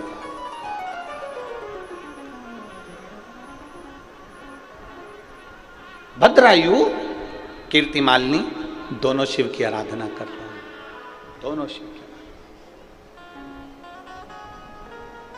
और शंभो शरणे पड़ी मांगू घड़ी रे घड़ी, दुख काटो दया करीने दर्शन आपो। शंभो शरणे मांगू घड़ी रे घड़ी, दुख काटो दया करीने दर्शन आपो। भद्रायु और कीर्ति मालिनी ने शिव जी की आराधना करना प्रारंभ कर दिया। भाग्य कौन लिखता है? जम के बोलो, कौन लिखने वाला है? वो देवता। भाग्य कौन लिखते हैं? देवता। भाग्य कौन लिखता है? विधाता। भाग्य लिखने वाला देवता होता है, भाग्य बनाने वाला देवता होता है, भाग्य लिखने वाला विधाता होता है, भाग्य लिखने वाला देवता होता है। अब विधाता ने भाग्य लिखा, देवता ने भाग्य लिखा, देवता का भाग्य कौन लिखता है? कोई तुमसे पूछ सकता है कि देवता ने हमारा भाग्य लिखा, तो देवता का भाग्य किसने लिखा?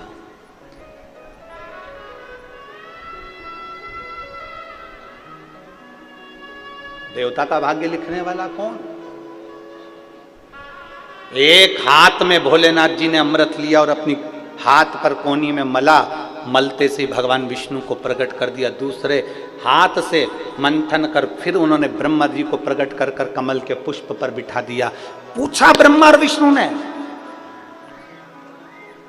ब्रह्मा और विष्णु पूछ रहे हैं, दुनिया का भाग्य लिखने वाला विधाता होगा, पर विधाता का भाग्य लिखने वाला कौन होगा? तब ब्रह्मदेव कहते हैं दूसरे का भाग्य लिखने वाला विधाता हो सकता है, संसार के लोगों का भाग्य लिखने वाला देवता हो सकता है, पर देवता का और विधाता का भाग्य लिखने वाला भी केवल देवाधिदेव महादेव ही हो सकता है।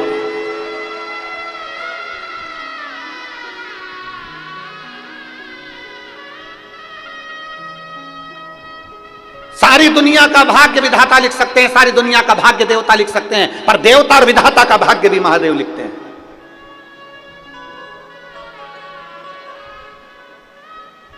और देवता ने और विधाता ने तुम्हारे भाग्य में जो लिख दिया, तुम्हारी किस्मत में एक भी सुख की रेखा नहीं है, तुम्हारी किस्मत में एक भी अच्छी रेखा नहीं है। मान लो किसी ने कह दिया, कोई ज्योतिषाचार्य ने तुम्हारी पत्रिका देखकर कह दिया, तेरी जिंदगी में दुख ही दुख है, तेरी जिंदगी में कष्ट ही कष्ट है, तेरी जिंदगी में कहीं यश नहीं है, तो कितनी भी मेहनत कर ले तुझे हमेशा अपयश ही मिलेगा, तू जिंदगी में हमेशा दुख ही रहेगा, तू कष्ट में रहेगा, तू कोई दुकान नहीं कर पाएगा, तू नौकरी नहीं कर पाएगा, तू व्यापार नहीं कर पाएगा, तू उन्नति नहीं कर पाएगा, तू जिंदगी भर गुलामी करेगा। तेरी किस्मत में यह लिखा है। दुनिया का कोई व्यक्ति तुम्हारे भाग्य को बता दे कि तेरी जिंदगी में दुख ही दुख लिखा है, मेरा एक निवेदन है, अगर उस व्यक्ति को जिसकी किस्मत में कोई सुख नहीं है, अगर वो शंकर जी के मंदिर में जाकर एक लोटा जल चढ़ाए और उसी जल को अपने मस्तक पर लगाए, तो भाग्य की रेखा भी मेरा महादेव पलट देता है।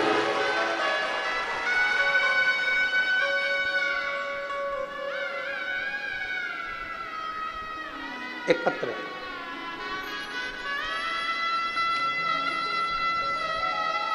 सो रूपाली प्रतीक सावरकर, चांदूर बाजार, अमरावती की रहने वाली हैं। मेरा मोबाइल नंबर ये है, कहीं बैठी हो तो हाथ हिला सकती हैं, कहीं बैठी हो तो हाथ हिला। आप ही हैं? बच्चा आया है साथ में? नहीं आया। सो रूपाली प्रतीक सावरकर, चांदूर बाजार, अमरावती। एक बार वापिस हाथ हिला दो।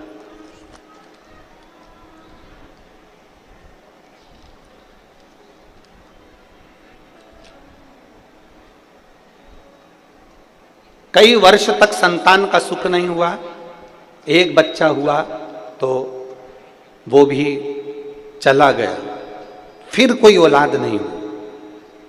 अब किसी के कहने पर हमने शंकर भगवान को जल चढ़ाना प्रारंभ करा और उसी जल को पीना प्रारंभ करा। सफेद आंकड़े की जड़ का प्रयोग करा। लोग कहते हैं सियोर वाला महाराज बताता है, हमने वैसा वैसा प्रयोग करा और बाबा की कृपा का हम क्या गुणगान करें गुरुदेव। बाबा ने हमारी झोली भर दी और हमारे यहाँ संतान की प्राप्ति हुई, जिसका फोटो में लगा रही हूँ। आप लोग एलईडी पर आस्था चैनल पर फोटो देख सकते हैं। दोनों हाथ हिला दो एक बार। जी वापिस बधाई आपको बहुत बहुत। बैठिए। शिव तत्व आखिर इस पत्र में लिखा क्या कि डॉक्टर भी मना कर दिए, सारे चांस समाप्त हो चुके, तब देने वाला भी तो वो है। अकाल मृत्यु वो मरे जो काम करे चंडाल का, और काल उसका क्या बिगाड़े जो भक्त हो महाकाल का। बैठो बहन। जो शिव की आराधना करता है, जो शंकर की आराधना करता है, जो शिव की उपासना करता है, तुम्हारी किस्मत में, तुम्हारे भाग्य में विधाता ने, भगवान ने, देवता ने कोई सुख की रेखा नहीं लिखी। मान लो तुम हार रहे हो, बार बार हार रहे हो, तुम्हें लग रहा है कि तुम्हारी सुख की कोई रेखा नहीं, कोई सुख की रेखा नहीं।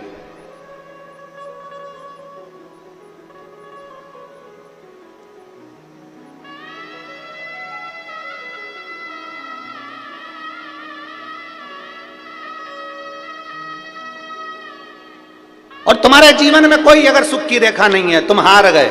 बहुत सारे लोग हैं ऐसे, नए नए बच्चे 10th का एग्जाम दिया, 12th का एग्जाम दिया, सीए का एग्जाम दिया, इंजीनियरिंग का एग्जाम दिया, डॉक्टरी की पढ़ाई कर रहे हैं, नहीं है, हार गए। नौकरी के लिए पूना चले गए, मुंबई चले गए, हार गए। मेरी नौकरी नहीं लग रही, मेरा व्यापार नहीं चल रहा, हार गए। किसी ने कह दिया तेरी दुकान बांध दी, किसी ने कह दिया टोना कर दिया, किसी ने कह दिया नजर लग गई, किसी ने कह दिया कुछ हो गया। जब भूतों का नाथ, भूत अधिपति स्वयं मेरा महाकाल राजा तुम्हारे एक लोटा जल चढ़ाकर आते हो और पानी लाकर जब दुकान पर छींटते हो, तो किसी के बाप में दम नहीं है कि तुम्हारी दुकान पर नजर लगा दे, क्योंकि भूत अधिपति महाकाल राजा वहां है। कौन नजर लगा? किसकी हिम्मत, किसकी सामर्थ्य था?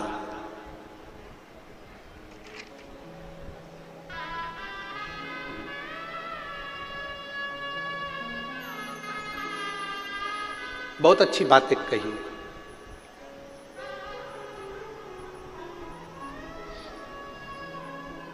हे शिव, हे शिव, इन निगाहों में वो तासीर हो जाए। हे शिव, इन निगाहों में वो तासीर हो जाए, नजर जिस पर भी डालूं वो तेरी तस्वीर हो जाए।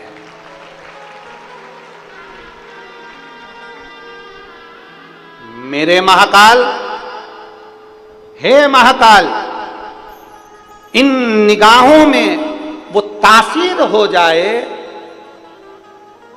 मेरे भोले बाबा, इन निगाहों में वो तासीर हो जाए, नजर जिस पर भी डालूं तेरी तस्वीर हो जाए। बस इतनी कृपा करना, जब हर एक में शिव दिखने लगे, हर पल पर घड़ी घड़ी में शंकर नजर आने लगे, समझ लेना कि शिव तुम्हारे भीतर समाहित हो गया।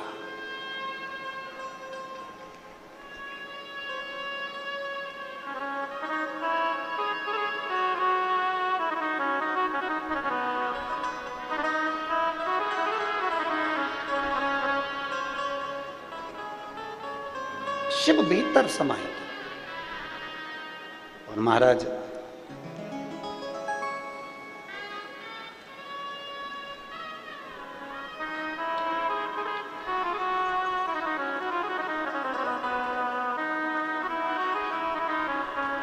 शंकर की भक्ति, शिव का स्मरण, शिव का गुणगान हमारे ना जाने कितने कितने दुख और तकलीफों को काट देता है। लिख दिया किसी ने, कह दिया किसी ने, तुम्हारी किस्मत में बच्चा नहीं है, तुम्हारी किस्मत में ये नहीं है, तुम्हारी किस्मत में ये नहीं है, तुम्हारी किस्मत में गाड़ी नहीं, तुम्हारी किस्मत में बंगला नहीं, तुम्हारी किस्मत में 4 व्हीलर गाड़ी नहीं, तुम्हारी किस्मत में विवाह नहीं होगा, तुम्हारी किस्मत ऐसी लिखी है कि तुम्हें दुख होगा, तुम्हारा मकान नहीं होगा। लिखने वाले ने लिख दिया, कहने वाले ने कह दिया। और जो चैलेंज देता ना कि तुम्हारी किस्मत में ये नहीं है, तुम्हें उस चैलेंज को स्वीकार करना चाहिए और अपने आप में इतनी मेहनत करना, इतनी मेहनत करना और शंकर जी पे भरोसा रखना, तो एक दिन गाड़ी क्या 4-5 गाड़ियां तेरे दरवाजे पर होगी, एक मकान क्या 4 मकान तेरे दरवाजे पर। हम क्यों हारे? क्यों? किस लिए?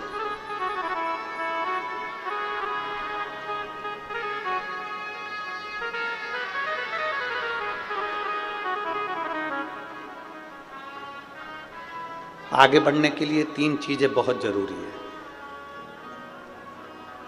यहां मेरे जितने बेटा बेटी बैठे हैं, उनसे निवेदन करूंगा इस बात को अपनी कॉपी में नोट कर रखना और अपने दिल में नोट कर कर रखना कि आगे बढ़ने के लिए 3 चीजें बहुत जरूरी है। अगर बहुत ऊंचाइयों को छूना है, बहुत ऊपर बढ़ना है, तो 3 चीजें अपने अंदर धारण कर लो। पहले नंबर का है सब्र। जम के बोलो मेरी जीजियों, क्या है? सब्र। उन्नति की सीढ़ी पर चढ़ना है, बहुत आगे बढ़ना है, तुम्हें बहुत उन्नति करना है, अभी हारना नहीं है, तो 3 चीजें अपने अंदर उठाकर रख लो। एक सब्र, दूसरे नंबर पर है बर्दाश्त करना। कोई ने कुछ बोल दिया, बर्दाश्त करो। किसी ने ताना दे दिया, बर्दाश्त करो। बहुत सारे लोग होंगे जिनको आप पसंद नहीं आएंगे, गालियां देंगे, बर्दाश्त करो। बहुत सारे लोग मिलेंगे 24 घंटा कोसेंगे, तुम्हें बद्दुआएं देंगे, अपशब्द कहेंगे, बर्दाश्त करो। बहुत सारे लोग मिलेंगे जो तुमको अपशब्द कहेंगे, बर्दाश्त करो। 3 चीजें उन्नति की सीढ़ी पर लेकर जाती है। पहले नंबर पर है, जम के बोलो, सब्र। दूसरे नंबर पर है, जम के बोलो, बर्दाश्त करना। और तीसरे नंबर पर है नजरअंदाज करना। ये तीसरे नंबर पर है, नजरअंदाज करना, इग्नोर, नजरअंदाज कर दो। कोई कुछ बोल रहा है ना, उसको ध्यान मत दीजिए, इग्नोर कर दो, नजरअंदाज कर दो। कीचड़ में भिड़ा हुआ कुत्ता तुम्हें दिख रहा है कि नहीं दिख रहा? अरे बोलो, एक कीचड़ में भिड़ा हुआ कुत्ता तुम्हें नजर आ रहा है तो समझदारी किसको कहेंगे? कुत्ते के पास में चले जा। अरे बोलो तो जम के, नहीं, समझदारी किसको कहेंगे? कीचड़ में भिड़ा हुआ कुत्ता दिख रहा है तो थोड़ी दूरी बनाकर चलो, थोड़ी दूरी बना लो, क्योंकि वो तो कुत्ता है, तुम तो समझदार हो। वो तो कुत्ता है, कीचड़ में भिड़ा हुआ है, भौंकेगा भी, अपशब्द कहेगा भी, ताने देगा भी, पर तुम तो इंसान हो, तुम तो मनुष्य हो, नजरअंदाज कर दो। 3 चीजें मनुष्य को ऊपर तक लेकर जाती है। मेरे बेटा बेटियों, मेरी युवान बेटियां, जितनी यहां बैठी है, जितने युवान बेटा बैठे हैं, मैं उनसे कहना चाहूंगा, आप कुछ भी मानो, चाहे गुरु मानो, चाहे ना मानो, चाहे मामा मानो, चाहे ना मानो, चाहे भाई मानो, चाहे ना मानो, चाहे जो मानो, मैं आपसे कहना चाहूंगा, अगर बढ़ना है आगे तो 3 चीजें अपने अंदर उतार रख लो। पहले नंबर पर जम के बोलो, जरा सब बोलो, सब्र। दूसरे नंबर पर बर्दाश्त करना सीख लो, थोड़ी चोट लगेगी। पत्थर निकलता है ना, कंपनी जो जमीन में से पत्थर निकलता है ना, उस पर चोट मारी जाती है मूर्ति बनाने के लिए। जितनी अमरावती में मंदिर हो, जितने परतवाड़ा में मंदिर हो, जितने चांदुर बाजार में मंदिर हो, जितने बलगांव में मंदिर हो, जितने सिरजगांव में मंदिर हो, जितने अंजनगांव में मंदिर हो, तुम्हारे आसपास में जितने मंदिर हैं, उन मंदिर की मूर्तियों को देखना, पत्थर से बनी है। अगर पत्थर से बनी है तो पत्थर जमीन में से निकला होगा, उस पत्थर को चोट लगी होगी, खूब मारा होगा, पत्थर ने बर्दाश्त किया होगा, इतनी चोट पड़ी होगी, तब जाकर वो मंदिर में पुजाया है। जिसने बर्दाश्त कर लिया वो जगत में पूजा जाता है। जो पत्थर को चोट मारी जाए और पत्थर टूट जाता है, वो मूर्ति नहीं बनता, फिर फर्श बनता है, जमीन पर लगता है, उस पर लोग थूकते हैं, गंदगी करते हैं, जूता रखते हैं, पांव रखते हैं। जिसने चोट को सहन कर लिया, बर्दाश्त कर लिया, पहले चोट लगेगी, घर के लोग चिल्लाएंगे, अपशब्द कहेंगे, माँ चिल्लाएगी, पिता चिल्लाएंगे, भाई चिल्लाएगा, बंधु चिल्लाएंगे, दुनिया के लोग चिल्लाएंगे। तुम उसको बर्दाश्त करते चलो, क्योंकि इतने कट्ठे बन जाओगे कि तुम्हें तराशने वाला इतना तराश देगा, फिर मंदिर में पूजे जाओगे, तुम्हारे ऊपर जूता नहीं रखाएगा, फूल रखाएगा। तुम्हारे ऊपर जूता नहीं रखाएगा, तुम्हारे ऊपर फूल रखाएगा, बेलपत्र रखाएगी, तरास आ जाएगा तुमको। तो 3 चीजें अपने अंदर उतार कर रख लो। अगर उन्नति की सीढ़ी पर बढ़ना है, बहुत आगे बढ़ना है, तो 3 चीजें अपने अंदर हो। फिर से बोलेंगे, पहले नंबर पर सब्र, दूसरे नंबर पर बर्दाश्त, और तीसरे नंबर पर नजर अंदाज कर दो। इग्नोर मत देखो, मत बोलो, कोई तुमको कुछ भी कहे उसकी ओर देखना भी नहीं है। हमें यही मानकर चलना है कि हमें हमारी मंजिल तक पहुंचना है। यहां तक आते हो ना मेरी जीजियों, कथा के स्थल तक आते हो, कथा के पंडाल तक आते हो ना, रास्ते में तुम्हारी पहचान वाली के बहुत सारों के घर पड़ते हैं। बोलो सही है कि गलत है? अगर आप बलगांव से निकले हो तो यहाँ तक आने के लिए बीच में कोई ना कोई का घर तो पहचान वाले का होगा। सिरज गांव से निकले तो पहचान वाले का घर तो होगा, अंजन गांव से निकले तो घर तो होगा, और अमरावती से निकले तो बीच में कहीं ना कहीं तुम्हारा पहचान वाले का घर तो होगा, और परतवाड़ा वाले भी अपने घर से निकल रहे हैं तो रास्ते में किसी ना किसी पहचान वाली का घर तो होगा। पर तुम समझदार हो, तुम्हें मालूम है 9:30 बजे कथा का समय है, मुझे टाइम पर मंजिल पर पहुंचना है। अगर मैं इसके यहाँ रुक गई ना तो मेरा समय बर्बाद हो जाएगा। मैं भले बाद में आ जाऊंगी, इसको तो मैं बाद में देख लूंगी, पर मैं अभी नहीं रुकूंगी, क्योंकि मुझे मंजिल तक पहुंचना है, मुझे कथा तक पहुंचना है। कथा तक पहुंचना है तो तुम किसी रिश्तेदार के नहीं रुके, इग्नोर कर दिया, नजरअंदाज कर दिया। घर भी था, चाहती तो रुक जाती, 2 गिलास चाय पी के आती, थोड़ा बहुत खाकरा भी खा के आ जाती, हो सकता था भाकर बड़ी भी मिल जाए। चाहती तो रुक जाती तो थोड़ा मिल जाता, पर नहीं, मुझे मंजिल तक पहुंचना है, 9:30 बजे कथा में पहुंचना है, ठंडे ठंडे पहुंच जाऊंगी, मंजिल तक पहुंच जाऊंगी तो अच्छा रहेगा, रास्ते में नहीं रुकी। अब जाने के टाइम भी तुमने सोचा, जाने के टाइम पे क्या सोचा? नहीं, अब 12:30 बज रही, भैया बहुत लेट हो गए, 1 बज गई, आरती करते करते मैं तो गाड़ी में बैठूं और रास्ते में इतने सारों के घर थे, कहीं नहीं रुकी, क्योंकि उसको मालूम है घर चली जाऊंगी तो वहीं आराम कर लूंगी, क्या मतलब यहाँ रुकने से, टाइम बर्बाद करने से। अर्थात तुमने अपनी मंजिल देखी, इग्नोर कर दिया सबके मकान को, सबके घर को, नहीं रुके तुम कहीं पर भी, नजरअंदाज कर दिया आपने और चल दी अपनी मंजिल की ओर। और जो मंजिल की ओर बढ़े तो बढ़कर 9:30 बजे के पहले कथा के पंडाल में पहुंच गए तो आराम से आगे जगह मिल गई और आराम से बैठ गए, बड़ी मस्ती से बैठ गए, क्योंकि मंजिल करीब आ गई थी, मंजिल के पास पहुंच गए थे। अगर रुकते रुकते आते ना तो तुम भी कहीं ना कहीं पेड़ के नीचे बैठे होते या गाड़ी के किनारे बैठे होते, जगह नहीं मिल पाती, क्योंकि मंजिल के बीच में कोई ना आए, इनको नजरअंदाज करते हुए चलिए। आपको अपनी मंजिल देखना है, मुझे सीए बनना है, सीए की मंजिल देखिए, मुझे डॉक्टर बनना है, डॉक्टर की मंजिल देखिए, मुझे इंजीनियर बनना है, इंजीनियर की मंजिल देखिए, मुझे अच्छी बहू बनना है, मुझे अपनी मंजिल देखना है, मुझे अच्छा व्यक्ति बनना है, मुझे अपनी मंजिल देखना है, मुझे किसी की ओर नहीं देखना। कौन क्या कर रहा है मुझे क्या मतलब, आग लगे बस्ती में, जम के बोलो जरा, अपन रहो मस्ती में। तो सब्र, बर्दाश्त और नजरअंदाज, 3 चीजें मेरे बेटा बेटी को आगे बढ़ा देती है। शायद दुनिया में कोई ऐसा राजनेता नहीं होगा जिसको इतनी गाली पड़ती होगी जितनी कि मोदी जी को लोग देते होंगे। पर मैं धन्यवाद दूंगा माननीय प्रधानमंत्री जी को कि जिन्होंने, वास्तवता है कि शिव पुराण की ये 3 चीजें उन्होंने अपने अंदर रख रखी है। पहले नंबर पर सब्र, दूसरे नंबर पर बर्दाश्त करना, बोले जाओ बोले जाओ बोले जाओ, बर्दाश्त करना, और तीसरे नंबर पर मैं प्रधानमंत्री जी को धन्यवाद दूंगा कि नजरअंदाज करते चले जाते, इसलिए प्रधानमंत्री बन जाते, इसीलिए प्रधानमंत्री की गादी पर बैठ जाते हैं, इसीलिए। और अभी फिर तैयारी है। 3 चीजें उन्होंने अपने अंदर धारण कर, शिव महापुराण की ये 3 चीजें आप भी धारण कर रखो। और शायद वो तो नेता में है कि तो उनको इतनी, शायद दुनिया में कोई महात्मा या कोई संत या कोई पंडित ऐसा नहीं होगा जिसको इतनी गाली पड़ती होगी, सबसे ज्यादा हमको ही पड़ती है। शिव पुराण वाला महाराज प्रदीप मिश्रा सबके टारगेट में रहता, जितनी हमको पड़ती होगी गाली उतनी दुनिया में किसी महाराज को नहीं पड़ती होगी।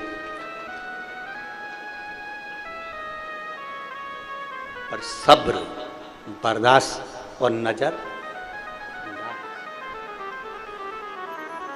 उस स्थान तक पहुंचा देगा आपको कि आप भी देखते रह जाएंगे। मेरे बेटा बेटी इतनी जल्दी हिम्मत नहीं हारना। मेरी माताओं से, मेरी जीजियों से निवेदन, आप बूढ़े नहीं हुए हो, आप बुजुर्ग नहीं हो। घुटने में थोड़ा सा दर्द हुआ, डॉक्टर साहब को दिखाया, डॉक्टर साहब ने कहा घुटना बदलना पड़ेगा ना, थोड़ा इंतजार करो। मैं मंदिर जाना चालू करती हूँ, शंकर जी पे बेलपत्र चढ़ाना प्रारंभ करती हूँ, एक बेलपत्र मैं खाना प्रारंभ करती हूँ, और जब मैं बेलपत्र खाऊंगी तो ये मेरा भरोसा करता है कि मेरा घुटना ठीक होगा, और निश्चित है कि वो ठीक होगा। विश्वास के साथ जा रहे हो ना। मेरी कमर में दर्द है, डॉक्टर साहब ने कहा रीढ़ की हड्डी का ऑपरेशन होगा, नहीं, पहले मैं प्रयास करूंगी, मेरे शंकर के मंदिर जाना चालू करूंगी, मेरा भोलेनाथ मेरा ऑपरेशन नहीं होने देगा, नहीं होने देगा तो नहीं होने देगा। भरोसा तो करो, विश्वास को दृढ़ बनाए, भरोसे को दृढ़ बनाए।